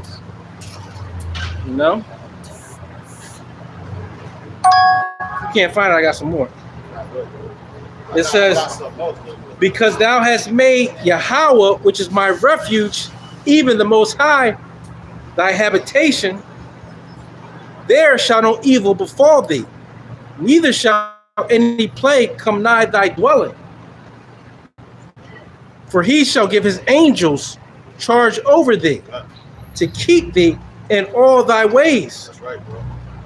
They shall bear thee up in their hands, lest thou dash thy foot against a stone. And yo, the devil come at Yahweh sound like that? Right. But they knew that scripture. God. He said, didn't God say he shall give his angels charge, you know? Right. But he ain't tempted, man. But Right. So we know that, man. And us knowing that's why we're able to come out here on these highways and hedges and speak with authority to our people, man. You know, we control we control, that's why we're so hated, man. You know? Because the rest of our people, they're in fear of the things that Esau can do to them. You know, to be a man of the Lord, you gotta be thrown off, man. You got something really gotta be wrong with you, man. You know, because you can't have it all to be like come out here in front of everybody and do what we do, man. Everybody can't We do made that. a spectacle, You know? right? Yeah, cut. You Hey. really have to be like some type of disorder, man. Hey, well, again, it's the spirit. The Lord is programming us. That's right. And yo, You know? if you really look up the mental conditions of all the prophets we had, so like they were labeled with certain disorder, Right. you know? Hey. Like and dealing with like Jeremiah dealt with heavy depression, man. You know? Because Jeremiah was a heavy prophet, man. Heavy, all of the prophets was heavy. You know, but I was just talking about him because he was known as the weeping prophet, man. He cried a lot, man. Like I said, depressed. He was thrown in dungeons, man. Did dirty, man. But guess what? He still kept his diligence, right? And he's back here on the planet. And I was going to say, hey, when it says, you know, the angel's going to keep charge of us, lest thou dash thy foot against a stone. Hey, Jake, you know how you be when you walking in the crib barefoot, right? You hit your big toe on a piece of furniture. Hey, man, that thing hurt. But it says, hey, we won't even nothing. We won't even touch our toes, our foot. That's how much charge he's going to have the angels over us. That's why this hope in Yahweh Shem Shai through his spirit, power, mercy, and grace is a true faith booster, because these scriptures bring it out. That's right. They talk about his protection. That's right. They talk about not fearing. That's right. And we don't have to fear anything because you got the Creator covering you. That's right. Right? That's right. Hey, ain't no bigger hope than that. That's right, bro. That's right. Yo, I got it. Yo, you got some on that? No? Yeah, but go ahead. Nah, Yeah, bring go it up. Because yo, this one right here, this that Hebrews 6. No, go ahead. All right, this is Hebrews chapter 6. I'm gonna start at verse. It's a badass chapter, man. I'm gonna start at verse 10. It says, "For the Most High is not unrighteous to forget your work and labor of love, which ye have shewn toward His name, and that ye have ministered to the saints and do minister." And yo, the Lord did not forget our works. Because what are we doing? How He didn't forget them? He's not going to forget them. That's why it's a reward for him. Yeah. And what are we doing? The labor of love is coming out here telling our people, He said, if you love me, feed my sheep. And that's what we do week in and week out and during the week, man. You know, you might not always be on YouTube because, like, brothers work, man. Like me personally, I work 13-hour shifts, man. You know, so it's hard for me to do videos all week long, man. But yet, I still hop on different platforms and send out information. So that's still a part of the work, man. God. You know, but the men that are able to, that's you're supposed to be doing it because you can't, man. Now, I can see like if you working and you still not doing nothing, then hey man, you lukewarm and the Lord's gonna spew you out of His mouth, man. But there's all type of ways to send a message. Since Israelites all on the four corners, man, and they're on all type of platforms, man. And you can reach them in all type of ways. You know, you have to be diligent at this work, man. All right. And it says the Lord is not going to forget it. I'm going to say that again. This is Hebrews chapter 6 and 10. It says, for the Most High is not unrighteous to forget your work and labor of love, which ye have shewn toward His name. See that? It says toward His name. So that name obviously is important for the Israelites to talk about the name don't matter. You can call it whatever you want. All right, that's why you're going off. You got a lot of blood in your hands. It says, and that ye have ministered to the saints and do minister. And we desire that every one of you do shew the same diligence to the full assurance of hope unto the end. All right, we desire for our people to see that, man. You know, we desire for the men that's doing the work that we're doing, man. All right, we desire for that. We want to see to make it to the end, man. All right, any righteous man see another righteous man out there doing the work and putting his life on the line, we want him to endure to the end. You know, we want him to endure to the end. All right, it says, ye be not slothful, but followers of them who through faith and patience inherit the promises. You know, and what we see the apostles out there. Yo, they're going on 40 years, man, on the highways and hedges, which is longer than some of you niggas live. Right. You know, which is way longer than a lot of you niggas been in the truth, man. But the apostles is still out there, and you see it. But it says your eyes shall see and teach. You know, you're going to see them on all platforms, man. And yo, like they got the Rumble, there's so many different platforms that you could be on, man. All right, but the YouTube, this platform right here is one of the major ones with the apostles opened up on when they came in 2007. You know, when they opened up. Once they came on, because there was other Israelites on it, but once they came on, that's when this thing just man. It was like like a wildfire. You know? Hey, and they ain't come on trying to make a profit either. Nope, exactly. No. Matter of fact, I'm gonna read 11 again. It says, and we desire that every one of you do shew the same diligence to the full assurance of hope unto the end, that ye be not slothful, but followers of them who through faith and patience inherit the promises. Now, who's that faith and patience inherit the promises? And which one of the promises? The main one is the kingdom. That's the promise that the Lord gave us. He's going to give us the kingdom, and He's going to give us rest. All right. And the promises were given to an elect people, That's right. not everybody. Yep. It tells you very clearly all the nations have their own gods. That's right. Ooh, So when did it become everybody lights? right, yeah. They all gonna meet. Right. And and that's matter of fact, when I was watching on TV this morning, they had it was a Parenthood, an old show from like the 90s or whatever. But it showed the guy he got shot or whatever in his butt, and he supposedly died but made a mistake. And when he went to so-called heaven on there, they had the pictures of what this world is about. And it was all the different nations was in heaven. You know, but one thing they had, he was like, oh, Bruce Lee, so now Bruce Lee, we believe he's a Jake. Yeah. You know, so they got that work right. You know, but they had Elvis. It was just fucking madness, man. You know, but they think that, he said it was his old 4th grade teacher had made it, which was an Edomite. You know what I'm saying? So these niggas is crazy, man. You know, like the brother said, it's not everybody in life, man. The only people that need salvation on this planet right now is the 12 tribes of Israel, man. Start with the elect. All right, the Israelites need salvation, man. Because we're in captivity, man. You know, until this day. It says that ye be not slothful, but followers of them who through faith and patience inherit the promises. For when the Most High made a promise to Abraham, because he could swear by no greater, he swore by himself. I'm gonna read that again. For when the Most High made promise to Abraham, because he could swear by no greater, he swore by himself. God damn. That's heavy as hell. So that right there lets you know that there's no one greater than Yahweh, man. So he swore by himself, man. The one that created the. Come on, man. That's a heavy ass promise. That's from a man that swore by himself, a man that cannot lie. You better take his words real serious, man. All right. You better take his words real serious. Everything he says will not go void. That's right. Will not be made void. That's right. His words will not return to him. They're going to go set out to wherever it comes, man. Wherever he sent his word. It's going to accomplish. That's right. Going to accomplish. He sent us out to speak his word.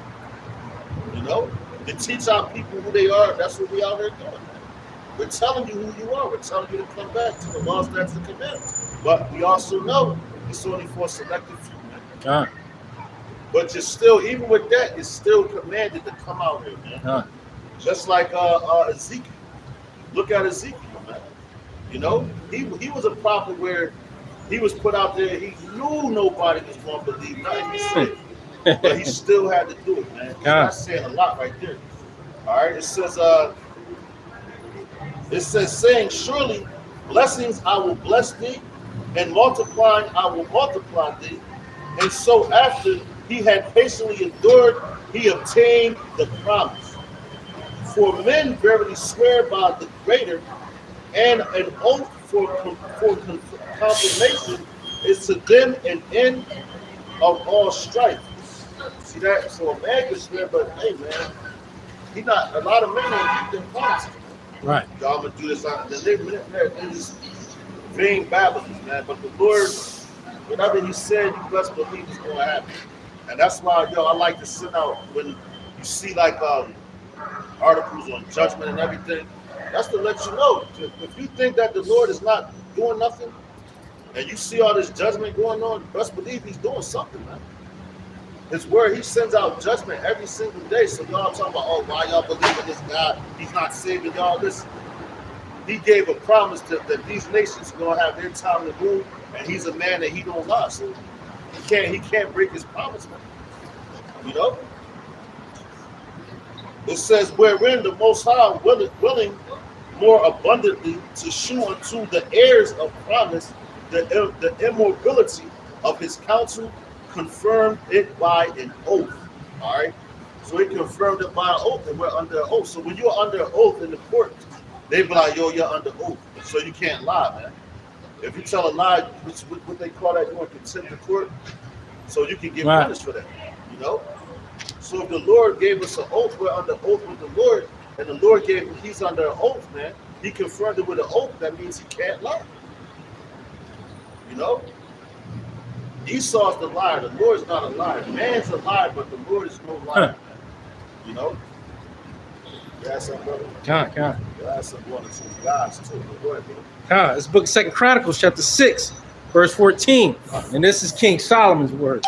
And he said, O Yahweh, power of Israel, there is no power like thee in the heaven, nor in the earth, which keepeth covenant. So just going into what the brother was saying. Hey, that promise and that covenant's the same word. Right? That's right. The covenant. That's an agreement. An oath. But he's bound by that, man. You know? And it says, and show us mercy unto thy servants that walk before thee with all their hearts. See that? That walk before with all their heart. That means all your mind, man. Because you always think about this. He told David, David said he meditated on his precepts day and night. Yeah. You know? And that's something, if you really think about when you walk, like, you look around everything, precepts pop in your head sometimes. You see something, you're like, damn, this precept pop. You might see a certain article, your precept pop in your head, and you're meditating on how, like, the Lord, just to have mercy on you and to save you. You're not thinking about nothing else, man. A lot of people, they think, you're going to think about other things, but the main thing on your mind at these times should be the Most High, man. Especially for the elect. That's what they're going to be doing. Hey, you got to think about how Jake soothed themselves, right? Yeah. They'll smoke, they'll drink, they'll listen to music, right. But what men of the Lord do is what soothes us is going into these scriptures. Right. That's our hope. Right. Like what's that song, Assassination Day by Ghostface? And in the beginning, it was a scene when they was talking. I think it was like a destruction scene. He's like, I'm trying to tell you, there's no hope. He said, there's no hope. I'm fucked up. He was saying there's no hope, and then they came with the music. But it's hope. There is hope. Now for the other nations, there's no hope. Right. And that's what sets us apart from other nations. Because we have hope. We have a father. All these other nations are bastards, man. They're bastards. But it said, how back to this. Verse 18, Hebrews 6:18. It says that by two immutable things in which it was impossible for the Most High to lie, Woo. we might have a strong consolation who have fled for refuge to lay hold upon the hope Oh, set before us. bring it out. Come on now. Bring it out. Hey, you can. Hey, Come on man. now. How the dude set up a Mario, I see, bring it out. You know, but hey, man, that's why we saying this hope, man. Right? It says, I'll read that again.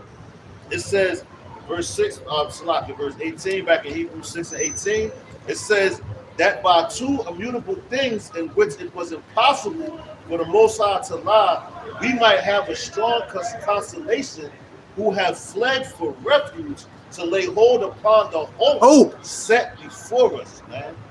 Which hope we have as such an anchor. And he just labeled the joint in the beginning. I mean, we didn't have this. I ain't even We had had this this lined scripture. up, man. No. So I was looking for something else and this popped up. The spirit like, yo, read that. You know? Come on. Oh man. yeah, finish that. Yeah, Oh yo, man. cut. And yo, it said, and yo, you know, man, I found it said hope is an anchor, right? Yo, this is a funny story, man. Cause I seen like years ago. Actually, I'm wearing it now. It's crazy. It's my undershirt. It's a bunch of anchors. It's a bunch of anchors, and that's our hope, right? It just said that. And I found a card, and I looked at like a hope, like the anchor. And when I look at the anchor, it makes me think about to stay anchored in Yahweh Shem side. So I just started I buy stuff with anchors on it and little things like that. Man, spirit is crazy, moving, man. man. Hey. Let's read that again, verse 19.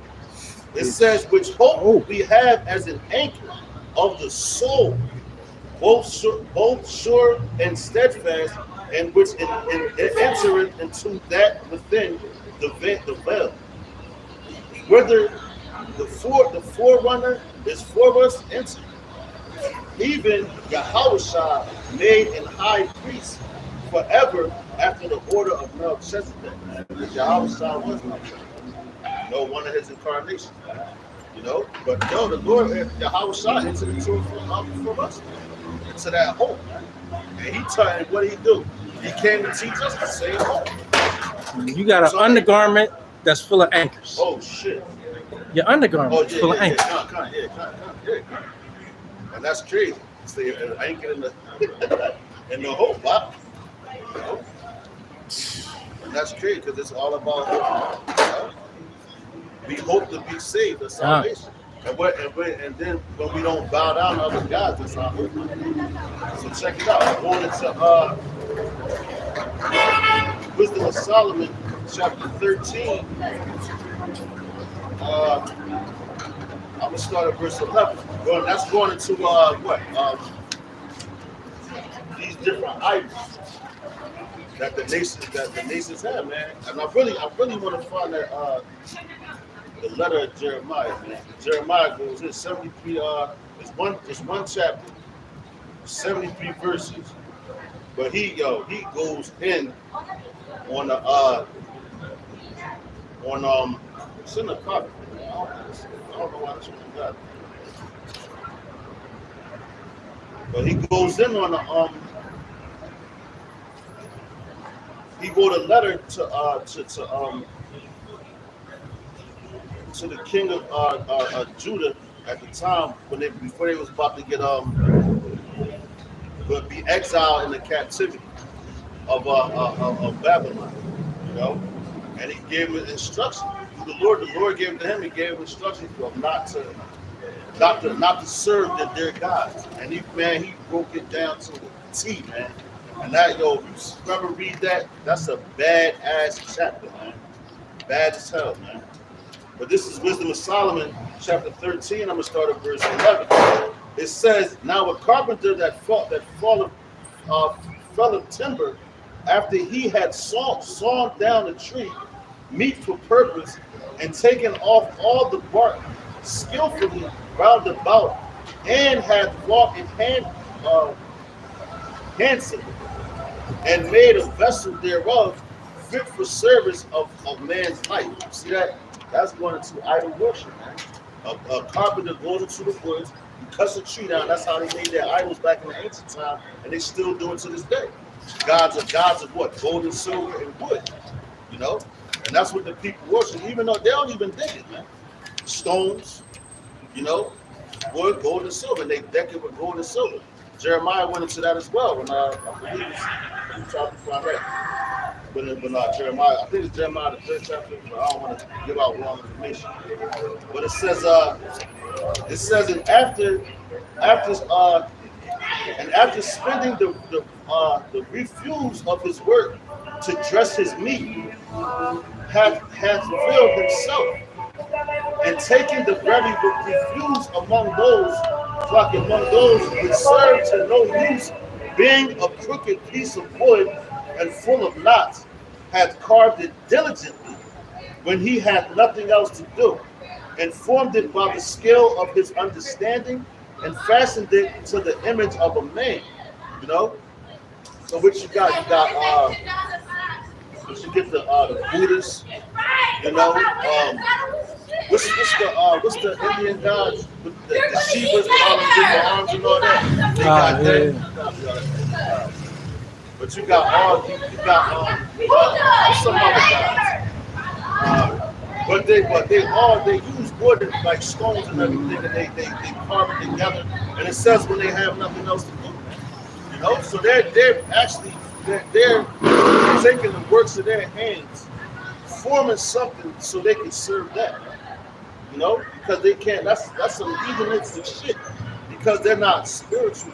They're not spiritual beings. We, being spiritual beings, we know we don't see Yahweh, you know. In this lifetime, we haven't seen Yahweh shine, but we still know that they exist. Right. You don't see them tornadoes either, do you? Yeah. You know, you don't see the wind blowing, but you know it's there. Yeah. You can feel it, you know. But see, these people, these heathens and everything, they want to go and they have to see things with their own eyes. Or we want to carve this, and then they go polish it and all that. Even like what's that? Showtime at the Apollo, right? When they got that wood, they used to come out and rub on that for good luck. Yeah. That's a form of idol worship. Right. You know? Then that's the Chaldeans was heavy into that, right? The witchcraft and all that stuff. And this place is full of it. All right, so it says the image of a man. So they're basically what they're doing is they're trying to play the role of Yahweh. All right, it says or made it like some vile beast. Right, you got who that? You got the Hindus. They worship the cow, man. They make going to Egypt, the golden calf. You know what I'm saying? So they was worshiping calves and all that. You know, so that, and it's in their mind. So that's a demon telling them what to do and how to make it, man. Because you do have power on the left hand side and all that. So it says, or made it like some vile beast, laying it over with vermilion and with paint, colored it red, and covering every spot therein. And when he had made a covenant, Salaki made a convenient room for it, set it in the wall, and that reminds me of Dagon. Because Dagon, I believe, was like a bull. He looked like a bull, but it was like a man like a bull, and that's what they served at. You know, and they said they found a room. And how you know that's the truth? When you go into when they took the Ark of the Covenant, they was taken down, they took the Ark of the Covenant and they put it in the same room with Dagon. And Dagon kept falling. And they had to go take it and lift him back up. I think it happened 3 times, but the 3rd time when Dagon fell, his hands was cut off in his head. If you can find that in the scripture, you can bring that out, man. That's letting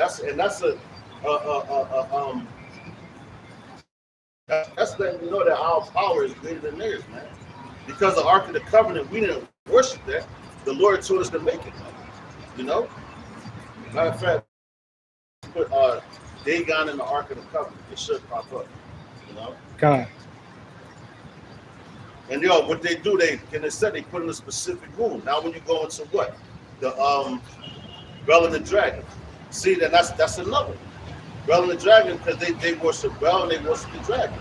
That's a custom of them carving it up, making it, decking it and everything, and then picking out a room that they want to put it in, and they take that room, and that would be the temple that they go serve it in. But Daniel, with all his wisdom, he made him realize that Yahweh was the ultimate power, not Bel and the dragon, man.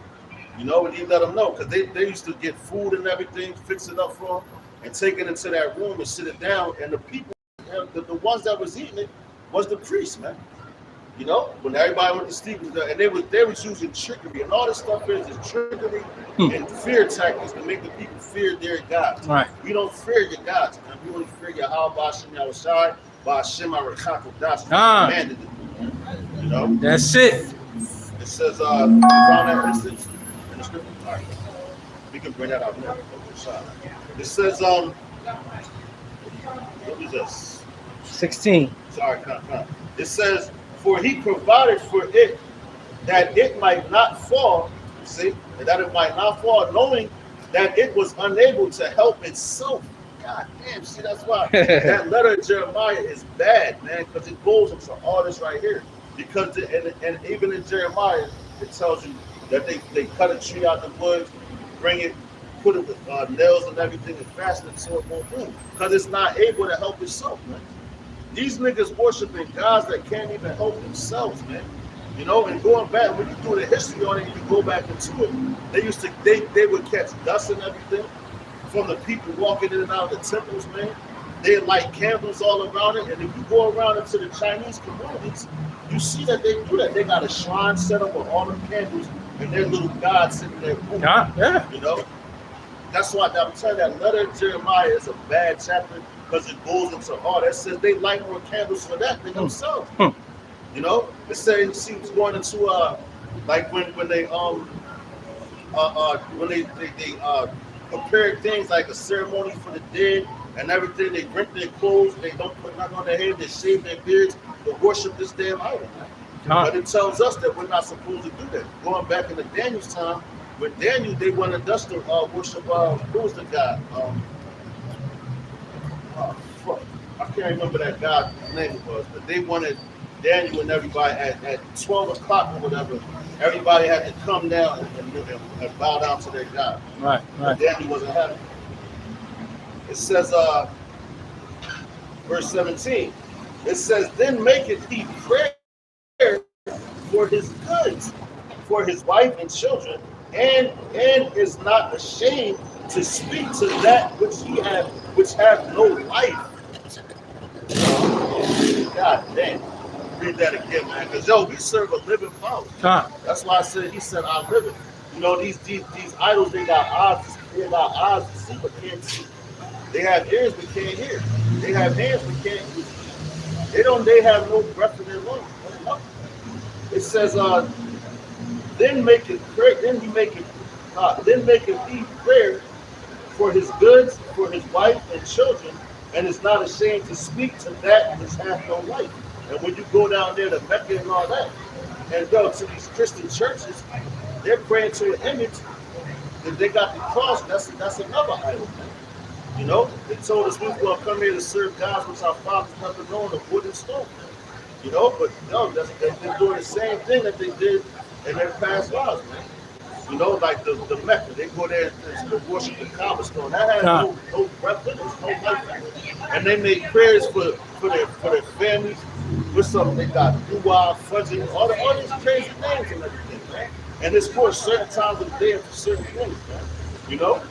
And they fear that. These niggas walk around talking about I don't fear God but Allah. So you fear the wrong thing. Alright? Because Allah is a Hebrew word meaning God. So what God are you talking about? You know?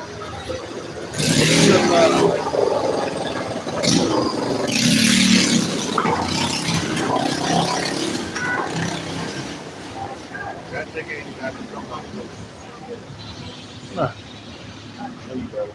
it says for health he calleth upon. See, it says for health he calleth upon that which is weak. Yo, that's crazy. It says for life prayeth to that which is dead. You know, because they like, yo, man, just like my buddy down in South Philly, just passed away in a car accident, you know, or just said he got hit by a train or whatever. But anyway, he passed away. His funeral was the death. They had it at a church. I remember when he first passed away, somebody put, he's like, oh, make dua for Jinn. I'm like, they want you to pray to an image that's dead for life, or for mercy, you know, for comfort, man. That's how far gone our people are with serving these different idols, man. And there's nothing new under the sun because they still do it to this day, man. You know? But it says, I'm gonna read that again, verse 18. It says, for help he calleth upon that which is weak, for life prayer to that which is called that which is dead, and Salaki, and for aid humbly beseecheth that which hath least means to help. And for a good journey he asketh of that which cannot set a foot forward. God damn, he can't set a foot forward. Hey, you just standing like an image. Yeah, cut. And yo, Hey. that's why I'm saying that chapter of the letter of Jeremiah. He says that the beast of the beast of the field is more I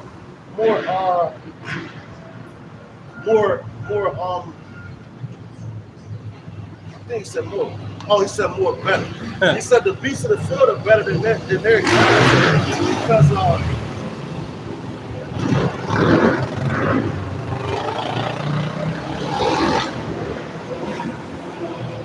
he said because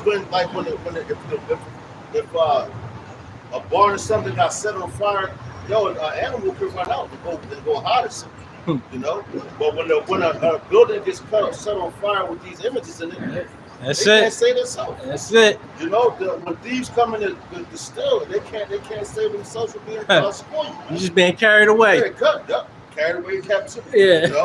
You stole your ass. You know? But it says verse 19. It says, and for gaining and getting, and for good success of his hands, asking ability to do of him that is most unable to do anything. John. You know? And who was the prophet where they had like in the temple, and he was forgot what he was doing, but the king, his servants were going in there and putting like water and putting stuff in there. I forgot where that said. Oh, is that what it? Yeah. You got the Dagon. Yeah, the Chronicles. Yeah. I mean, First Samuel. That was though. Yeah, That's you know what I'm saying? That's when Daniel killed him. Yeah. And they was mad as hell Yeah. at Daniel, man. It's the book of First Samuel, chapter 5, verse 1. Yep. And the Philistines took the ark of power and brought it from Ebenezer unto Ashdod. Yep. When the Philistines took the ark of the power, they brought it into the house of Dagon and set it by Dagon. And see that, and that's when they took us down. They took our the ark and everything, and that's going back to what we was just reading the Wisdom of Solomon, where they picked the room for their gods and they put it in. That's why I said to the house of Dagon. Yeah. But they went in there and worshipped it. Yeah. Verse 3. And when they of Ashdod arose early on the morrow, behold, Dagon was fallen upon his face to the earth before the ark of Yahweh. So the ark made it worship. These gods gotta go. That's why the verse say he's gonna famish the gods of this earth, man. Yeah. The ones that you've been praying to and all that. And that's another reason, man. He told you in what's that? Deuteronomy, so you shall have no other God's before me. Huh. He is a jealous God, man. You know, and the Muslims be using that. They be like, oh, Allah said that. Oh, Yahweh said Right. that, man. Right. You know, you gotta ask backwards, man. Yeah.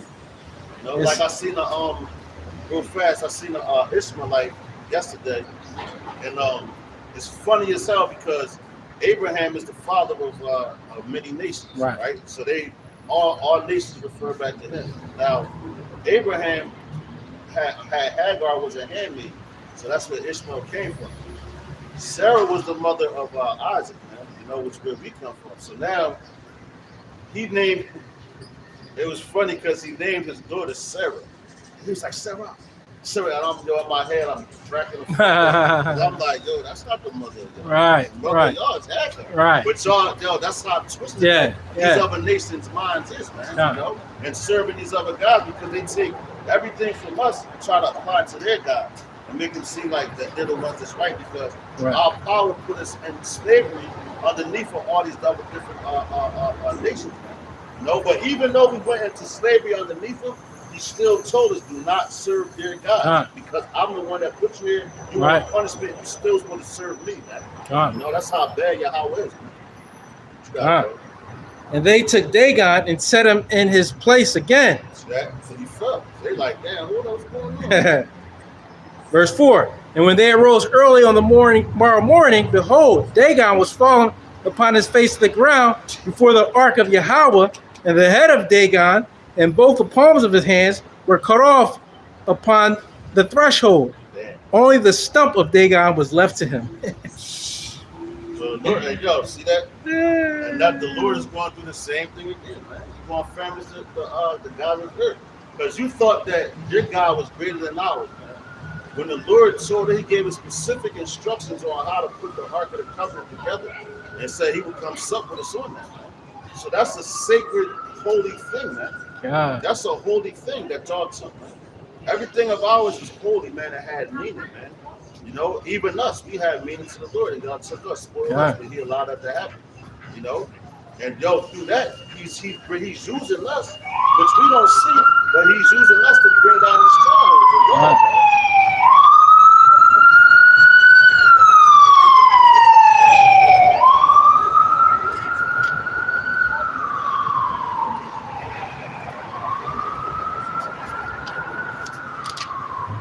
Matter of fact, this is what you said, brother. Like I was saying, like the Lord, like he's using us to bring down the strongholds. On top of that, like he's using his prophets how would you say terrorize y'all through his words. You know, because y'all got us when y'all put your hands on us, y'all thought y'all was doing a great thing and all that, but the Lord really was using us to bring y'all down. You know, that's why I said his thoughts is not our thoughts. His ways is not our ways, is not his ways. Because if it was up to us, who the hell wants to go into captivity? You know, we wouldn't have went into captivity if the Lord gave it up to us, man. What the fuck? And prevail. You know? But that's letting you know his power, man, and the power that he possesses. All right? And that's why he's a power to fear, man. Not these other names. Ain't no power in them. But see, how Satan works, he's given authority through the Most High, man. So he's given a certain amount of power, but he has no power over the Most High. So you people calling on Jesus Christ and all that, like, oh, I see miracles happen in his name. Yo, these heathens did miracles. If you go back into with Pharaoh and Moses, he threw down snakes as well, staffs to turn to snakes. You know, so it is power with these damn people. So they can make you think that it's coming from the Most High, but it's not. You know? But I got that real quick. And the Bell and the Dragon, history of Bell and the Dragon. What do you want to get to the point of it? Yeah, kind of. Hey, go right to 14. Yeah, that's crazy. That's the spirit. I was about to say that. Yo, so this is damn, that's crazy. Oh, Lord. This is the history of Bell and the Dragon, 21 chapter. Let's start at verse 14. It says, so when they were going forth, the king set meats before Bel. Now Daniel commanded his servants to bring ashes. Yeah, this is the point. Yeah. It's the spirit. Yeah. Because like the brother said, like now if you go like a couple, you start at the beginning, it tells you how they was coming in and they was deceiving the people, putting water, meats and everything, and they were, and like they said, they would have the people come drinking. Claiming that this was a living God. Yeah, yup. To make them fear it. Yeah. So now Daniel like, nah. these niggas eating. Right. Because, There's only one power. That's Yo, living good. power. But see, the Lord gave him that insight. He gave him that wisdom, knowledge, understanding to be able to discern situations, man. It's Yeah. the same thing he does with his men now. All right? But it's back in Bell and the Dragon 14, it says, so when they were going forth, I believe these sit everybody right. They were going forth. The king set meats before Bel. Now Daniel had commanded his servants to bring ashes, and those they strewed throughout all the temple, and the presence of the king alone. So everybody else is gone. So these niggas ain't know, because see, Daniel, he knew, like the Lord gave him, like he gave him this wisdom, man. So he was like, yo, king, I want you to see this. You're the only one that know that these ashes are here, right? Because if the other people knew, they'd came and swept that shit. You know, they wasn't paying attention. But it says, throughout all the temple in the presence of the king alone.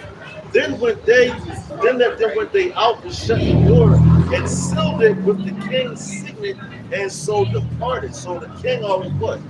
Every king has a signet or a ring or whatever, and it has this signet on it. When they seal a letter, they would press down on it, so you know when you got that letter, you would know who it came from. So the king would look at, oh, this is from the king. So he would open up and then read where he had to say his decrees and all that. All right. And no man could, and once he sealed it with his signet, you can't no man come and take it off and then put it back on. You know, and we the same. So it says, because no man, once that door was closed, couldn't no man really go back in there. All right, it says now in the night came the priests with their wives and children, as they were wont to do, and did eat and drink all up. In the morning, the time the king arose, and Daniel with him. And the king said, Daniel, are the seals whole? And he said, yeah. O king, they be whole. And as soon as he had opened the door, the king looked upon the table and cried with a loud voice, Great art thou, O Bel, and with thee is no deceit at all. So he ain't even see the ain't blitz. people. Yeah, ain't he people. ain't see the blitz that was about to come from his ass. Right. Because he's screaming the bell like, oh, great is Yeah, Bel, yeah. you know, because that's his God. Right. You know, so that's who he worships and call upon.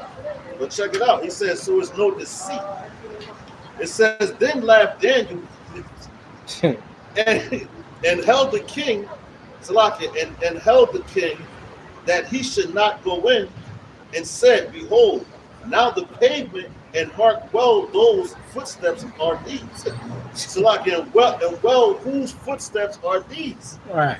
And the king said, I see the footsteps of men, women, and children. And then the king was angry and took the priests with their wives and their children, who shewed him the privy doors where they came in, and consumed such things as were upon the table. Hey, they had a hidden back door. Yeah, that's what these our people have become like these priests of other nations. Yeah. Because they had a door to get in. Yeah. Because they're the priests, so they were Right. how would you say, like spiritual advisors to the king, you know, and to his kingdom, you know. So he's thinking there's no deceit in these men, and that they're telling him the truth, you know. And we was in captivity, but the Lord gave us he always gave us the wisdom in everything, you know, because not in every kingdom they needed us to make it thrive. These kingdoms would not thrive if it wasn't for Israel. Yeah. You know? But now they want to cut us out, and they don't want to tell you that. They want to make it seem like it's them. But now that's why the Lord put us here, and we able to go through the scriptures and everything, and put the histories together with captivities and all that, so you know where we was at, man. You know. But and that's why back to that the letter of Jeremiah. He said the same thing. Like the kings, they eat up the stuff. I mean, the priests, they eat up the stuff. They lie. Right. You know, they're not. They really don't care about the flock. Right. You know? But it says all right, verse 21. It says, and took the priests and their wives and children, who shewed him privily doors, where they came in, and consumed such things as were upon the table. Therefore the king slew them who destroyed him and his temple. And in that same place there was a great dragon, which they of Babylon worshipped. And the king said unto Daniel, wilt thou also say that this is of brass? Lo, he liveth, he eateth and drinketh. Thou canst not say that he is not living God. And notice it's in lowercase g. Yeah. Therefore worship him. Then said Daniel unto the king, I will worship the Lord of my God.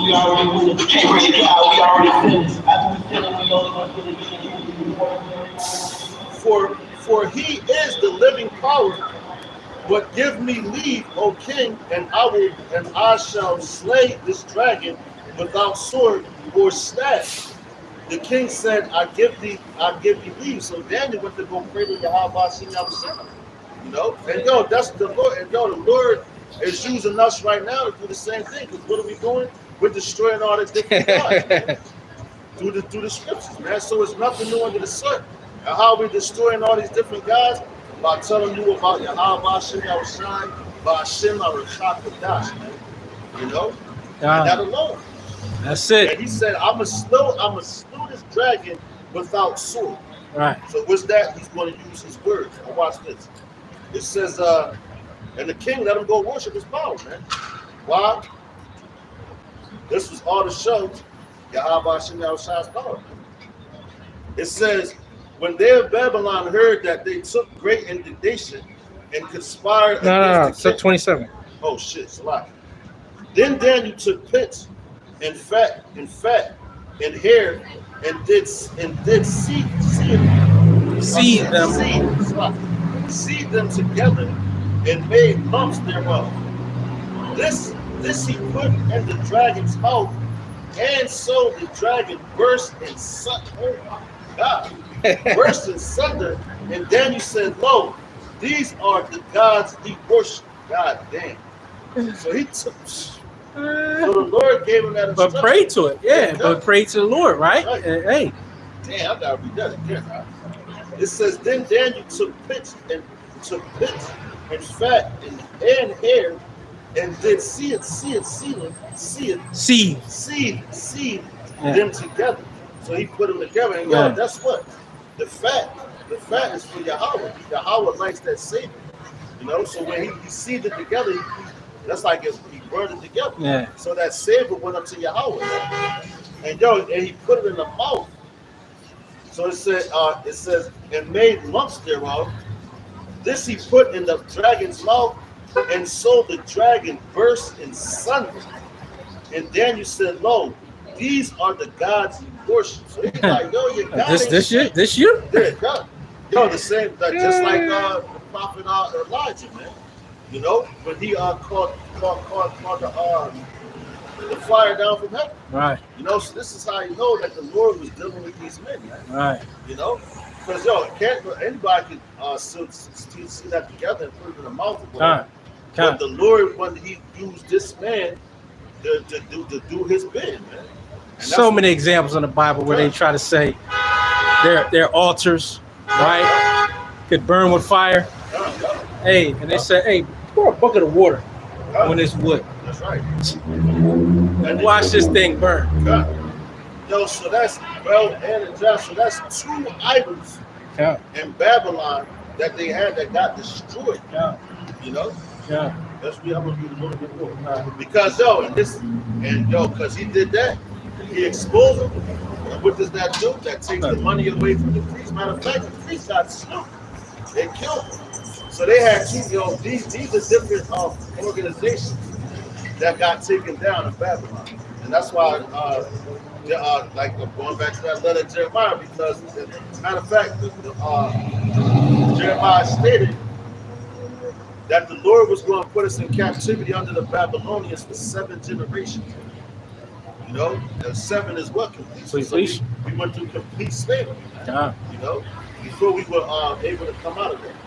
But it says, when they of Babylon heard that, they took great indignation and conspired against the king, saying, the king is become a Jew and hath destroyed Bel. He hath slain the dragon and put the priest to death. So they came to the king and said, Deliver us, Daniel, or else we will destroy thee and thine house. Yeah. Yeah. Now when the king saw that they pressed him sore, being constrained, he delivered Daniel to them, who cast him into the lions den, where he was 6 days. Right. Yo, you keep reading on, but Right. you know, but hey, even though now they did all that, I'm saying this to say this. I'm saying that to say this, man. That's the same thing that they want to do to us now. Come. All we're doing, we're tearing down strongholds, we're tearing down your God, we're Come. tearing down your plans, and we're using words. We're not getting physical, we're not doing nothing. Right. We're going through history, we're bringing out history. We're showing the people, oh, look, man, the Lord did this before, he's an unchanging power. And Right. he says it time and time again. And what, as the title says, we're giving you hope. We're just telling the truth, Yeah, and the truth is going to come out. And yo, what we went to the destruction, you know, earlier we talked about the destruction of this place and how the Lord is going to bring this destruction, you know, swiftly. Hey, that was destruction of the other kingdoms. That's What right. makes you think there's no new thing under the sun? It's the same thing that's going to have the destruction to this place. And that right there, what we just read, when they said deliver us, Daniel, what they saying right now, yo, give us the niggas off the highways and hedges. Because they doing too much. Right, Yo, give them to us and we going to fuck with y'all. right. You know? And no, so they, and that's why I tell you in Matthew 24 chapter, it says, then shall you be delivered up to be put to death. They're not, they did that to Daniel. So every man in the history of this Bible has been delivered up when he put to death. But yo, they were delivered from the sin. They delivered Daniel into the lions den. What happened? The same ones that delivered him into the lions den, the same ones that got devoured. Yep, got eaten up. You know? And those, he was in there for 6 days. Right. 6 days, which is what the number of a man. And within those 6 days, he sent Habakkuk to come deliver from him. Time. You know, I think they were mentioned that in here. Yep, no, matter of fact, real fast.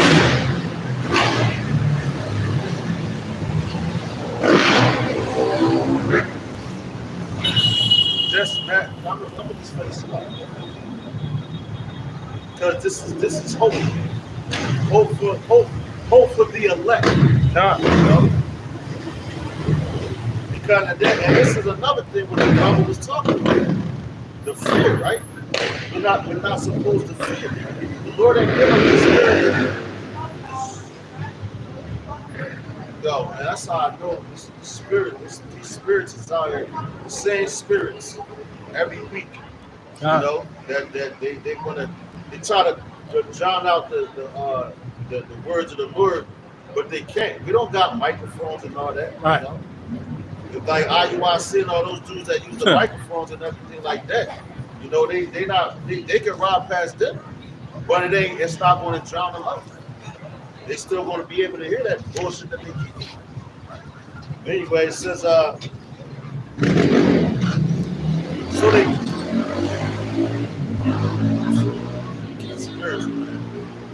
so they came to the king and said, Deliver us, Daniel, or else we will destroy thee and thine house. Now when the king saw that they pressed him sore, being constrained, he delivered Daniel unto them, who cast him into the lions den, where he was 6 days. And in the den there were 7 lions, and they had given them every day 2 carcasses and 2 sheep, which then were not given to them to the intent they might devour Daniel. So they was given food every day, but they wasn't given that so they could. And there was 7 of them. So what's that? Where we go again with that 7? Completion. You know, it was the completion of that man, 6 days. All right, it says, verse 33. It says, now there was in Jewry a prophet called Habakkuk, who had made pottage and had broken bread in a bowl, and was going into the field for to bring it to the reapers. So he was about to go feed some people, man. It says, but the angel of the Lord said unto Habakkuk, go, carry the dinner that thou hast into Babylon, into Daniel, who was in the lion's den. And Habakkuk said, Lord, I have never saw Babylon, neither do I know where the den is, man. So Habakkuk never been to Babylon, never saw Babylon. Now, we're bringing this out to say this. In the time of Jacob's trouble, man, you don't know where you're going to be at. You don't know what kind of trouble you're going to be in or whatever. You might not have nothing to eat or nothing, man. You know? But this is that you know that in the midst of all your troubles or whatever, you're still not supposed to worry because the Lord is always going to come through and he's going to feed you, man. His men. But he said, my servants shall eat, man. You know? And this is backing all the scriptures do is just back itself up. Line upon line, precept upon precept, man. You know, it backs up what the Lord said he's going to do, man. So he's going to bring out though you might have a brother that you might be in Philadelphia, you know, fucked up, hungry, you know, not like damn Lord to the sun. And you might bring a brother from fucking London or somewhere. You don't know. That never been to Philly, a brother never been to Philly, and it's like to come and help you, man. You know, that's the power of the Lord. That's why he tells us don't fear, man. But you might a brother in Los Angeles somewhere, and the brother never been there before, and he come and go here, go take that to him. You know, so the Lord got you covered because he tells you, is there anything impossible for you, man? And that's the hope that we're looking for, man. That's the hope that he gives us. That's the hope of these scriptures, and we read them, because it says, wisdom and knowledge shall be the stability of our time. And also it says what was written aforetime was for our learning and for our understanding. Right. And this is what we're learning right here, that the Lord had Daniel's back. Man. All right, it says, and Habakkuk said, Lord, I never saw Babylon, neither do I know where the den is. He ain't even know the location, right? It says, then the angel of the Lord took him by the crown and bare him by the hair of his head. And through the vehemency, right? Vehemency of his spirit set him in Babylon over the den. So the angel took him by the crown of his head, snatched him, come on, we out. And took him right to where Daniel was at, with the food in hand. Now that's what you call, what they got now, the Domino's Pizza, they got a thing called on-site delivery. So no matter where you at, you know what I'm saying, you could order a pizza at your location. You hit the location and they bring it right to you. But and just so I know they really be looking at these scriptures, man, because they had people coming down from the air with pictures in their hand. It was like here, pulled it off like they was flying and all that shit, man, you know? So they know about this. But it says 37. Yeah, it says, and Habakkuk cried, saying, "O Daniel, take the dinner which the Most High hath sent thee." And Daniel said, "Thou hast remembered me, O power." Because when he was sitting in there, he probably was, you don't know what was going through his mind, man. You're looking at 7 hungry ass lions, man. And we done seen the terror of lions in our lifetime and how they attack people and all that, man. You know? So like, hey man, this is heavy. But he had to have been praying. So he's a righteous man, so he was praying and supping with the Lord and all that. And he probably asked him for deliverance. And he's like, hey, man, Lord, you heard me, man. He said, O power, neither hast thou forsaken them that seek thee and love thee. See that? Seek him and you love him. The Lord knows who loves him. You know, he knows who loves him. And what it says, I believe it says, look at the prophets of old. Have any trusted in the Lord and been forsaken? None, man. No, it said look at the generations of old. But it says, and Daniel said, "Thou hast remembered me, O power, O God, neither hast thou forsaken them that seek thee and love thee." So Daniel rose and did eat. And the angel of Yahweh Shah set Habakkuk in his own place again immediately. So all teletransport. Yeah, you can, here, take that. Y'all out. You know? Yeah. He came and sent him back. Now Habakkuk, he probably had some more food made and went to the door. But he was making a meal that he thought was for them. But it was for Daniel. And Daniel ate, what's going into Psalms, right? He says, "Thou preparest a table before me in the presence of my enemies." And that's the table is out here, but you could look at that too, fool. Like you eating in front of your enemies. We're feeding you in front of our enemies right now. how we feeding you? We're feeding you with this word, this spiritual food, this food that's going to keep you full that you can't never forget. You can digest this food and never forget it. You can't shit this food out, man. You know, physical food, you eat it, go into the system, and come back out. You know, but this food you can never forget. It's going to keep you full, man. All right. It says upon the seventh day. See, now it was 7 days he was in there when he got delivered. So there was 7 lions. He was in there 6 whole days, but on the 7th day, that's when he got delivered. So that was completion because the Lord wanted to show him his power even more. All right. It says upon the 7th day, the king went to bewail Daniel. So he thought he was going to see Daniel gone. Just gone. Right. Yeah, not even there. Yeah. Blood everywhere, right. You know. But and see, Daniel had to take down their gods first, and that's the spirit of the Most High, because that's why I say his thoughts are not our thoughts. I'm not keep saying that, but that's for you to understand. Because he put him through this to do what? To show his power, and he used him to show the other nations that he was in captivity to, like, yo, I'm with him, not y'all. Yo, this is my man, and I'm the one that put him in the situation. I'm taking him out. You know, it says upon the 7th day, the king went to bewail Daniel, and when he came to the den, he looked in, and behold, Daniel was sitting. Then cried the king with a loud voice, saying, Great art thou, O Lord God of Daniel. Yeah. You know, just the same way he ran in with he screamed that about what was it? Bell. Oh, greatest bell you know the seat. And Daniel laughed at him. You know, he said, yo, look at that right there. What did you see? You know? But now see, the Lord is bad, man, because at that point right there, he let the king know that he's the king over him. You know, and he made him call upon. He made that king call upon the ultimate king, Yahweh, just like he did Nebuchadnezzar, and when he put him in the wilderness, and made him go around like a damn animal until he said, "Yo, nah, Yahweh, yo, you hit man." God of Israel. So you know he had. So Daniel was saying the Lord's name, Yahweh. You know what I'm saying? Because he knew the name. So that's why he said, "Great is the Lord of Daniel, Yahweh." Daniel's God, man. Right? It says, then cried the king with a loud voice, saying, Great art thou, O Yahweh, power of Yahweh, Hashem Yahweh, power of Daniel, and there is none other besides thee. That's heavy for a heathen to say that. And yo, see, the Lord had respect on his name back then, man.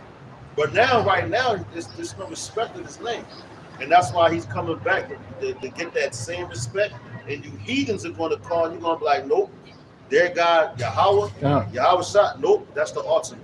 There's no other like it. Hey, when the missiles come, hey, that's going to be all she wrote. That's right, and you're going to see, they're going to see us being beamed up. That's right. They're going to see us coming back down. Right. Come on, man. We be a part of that number. You know, we be a part of that number. Yup. And it said that, Wisdom of Solomon, it said they're going to look at the strangeness of their salvation. You know, like, yo, them niggas, the ones we had in derision. Right. You know, and that's how they probably looking at Daniel. Yo, this nigga, yo, what the fuck? You know, you killed, you destroyed Bel. He said the king turned into a Jew. You know, and these niggas nowadays, I hear people saying, yo, I'm working hard in the Hebrew slave. Nigga, you're talking about yourself. Right. I hear our own people say that. Right. That should be making me mad as hell. It says, and he drew him out and cast those that were the Salaki. I get a little height.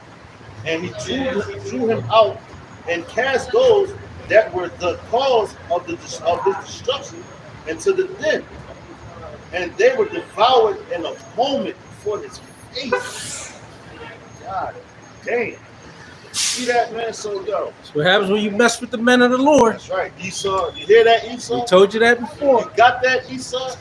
So you messing with men that really, truly fear the Lord. And you trying to make their lives a living hell with miserable. And we had a faith that Yahweh Shai is going to deliver us. We have the faith that no evil that you put upon us is going to touch us, That's right. because we're underneath his wings, That's right. and he's our fortress. That's right. That's right. So you can carry on if you like, That's right. but you ain't stopping nothing. That's right. And all you doing, you heaping whole coals of fire onto your head. Right. And the scriptures speak about that. No, that's why I said you don't render evil for evil. Huh. You still do the good. You still come out here and what's doing the good? Still do the work. Still warning people. Still feed the flock. Still study. Hey, and we know you can't sleep That's right. Yeah. when you mess with the men of the Lord. We know you can't sleep.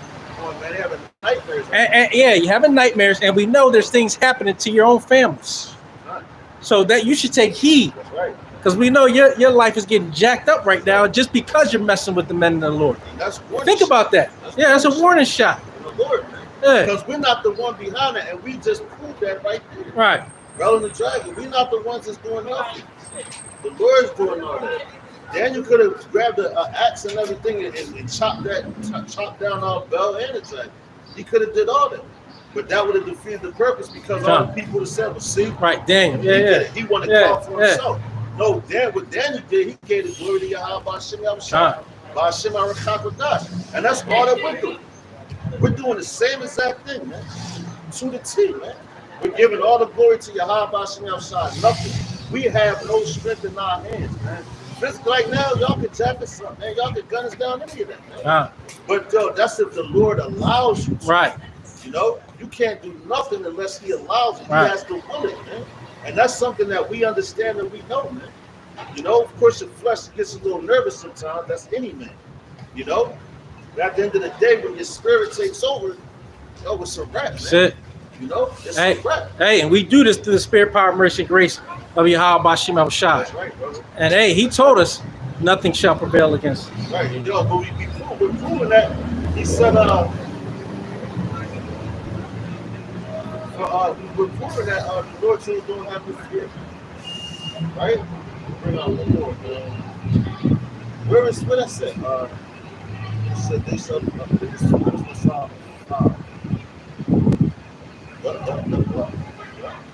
what the brother said, we get beamed up, Lord's won't be a part of number. This is Wisdom of Solomon chapter 5, verse 1. It says, then shall the righteous man stand in great boldness before the face of such as have afflicted him and made no account of his labors. And that's what y'all doing. Y'all afflicting us, y'all making no account of our labors.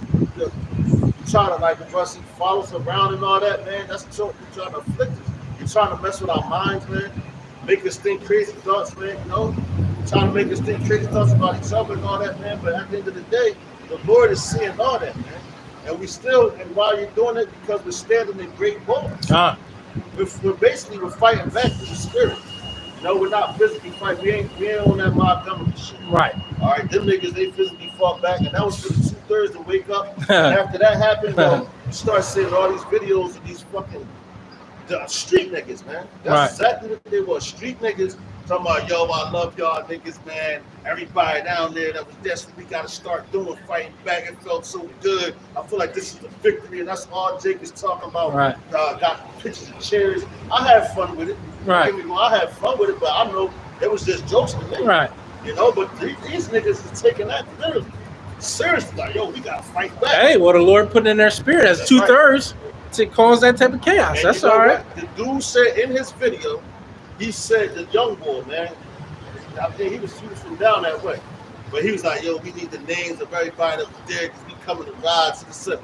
He said, man, I feel alive, man. I feel like I got powers, man. I feel activated. And I said, yup, there you go. You hit the right word. Yeah. Because that's what you are. You just got activated and the Lord did it, man. So that's who you really gonna have a problem with. Right. So Right. that's who you really got a problem with. But the problem, you got a problem with the Lord as well, man. Right. Because the Lord is on your ass, man. You know, and that's everything that he's doing. And you see the ass whipping that they took. Ain't nobody use no guns. You know what I'm saying? Nobody. They just there. They went to help each other, man. But how are we helping? We're not helping like that. Because those niggas are going to die. Yeah, that's carnal. That's carnal. Yeah, they're going to die in Jacob's trouble.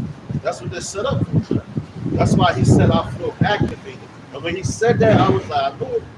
I said, the Lord, that thing is activated in the spirits. And then the whole thing with, who was it? The boat was called Harriet Tubman. You know, the chair was made by Jake. You know, and all the and the dock was where they that was a major place in Alabama where they sold slaves. And that was a dock that was well known for selling slaves. So when they did all that, that's when the spirits got activated. So that whole thing was totally spiritual, man.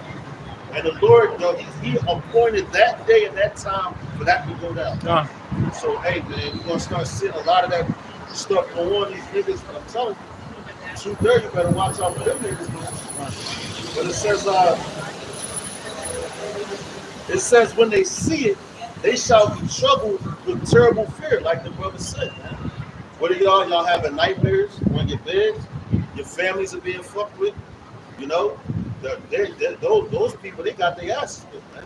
You know, but when they saw us come out here in the hobbies and hedges, that was it. They was scared to death. They were like, oh shit, it's happening now. So that's when they went into preparation, having their secret councils and all that to try to combat this, man. But yo, you already lost. So every move that you make, the Lord's making another move, man. You know, you got to counter with it. It says, it shall be amazed at the strangeness of his salvation so far beyond all that they look for. Because yo, what? See the chariots coming, you know. So, y'all know that that's Israel's salvation. The elect, they know that. Our people don't know that. That's why they trying to put in their people's minds. Oh yeah, the aliens. The aliens. There's so many articles of aliens. You ain't never heard so much UFO talk in your life, and in these up and coming times right now, man. But they're showing themselves. They're manifesting. You're going to start seeing the spiritual world show itself in the physical. And it's going to demons when they manifest themselves. These niggas going to be crazy. You know? And they always,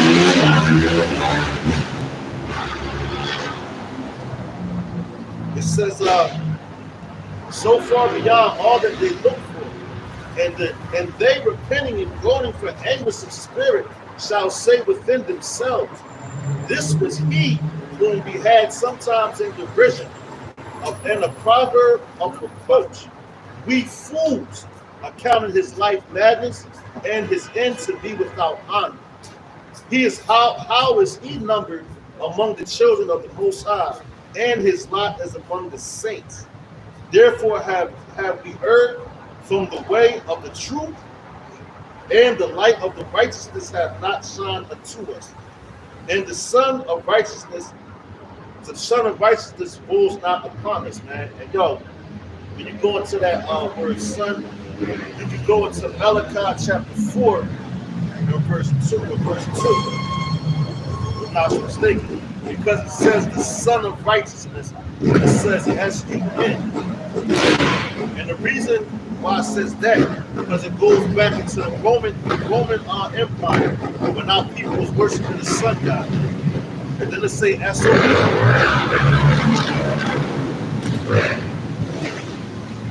And then it say S-O-N like for Yahweh, you know, he's the son. He's the only begotten son. But it said S-U-N because our people was worshiping the sun god like that, yo. And they was talking, they was saying, oh yeah.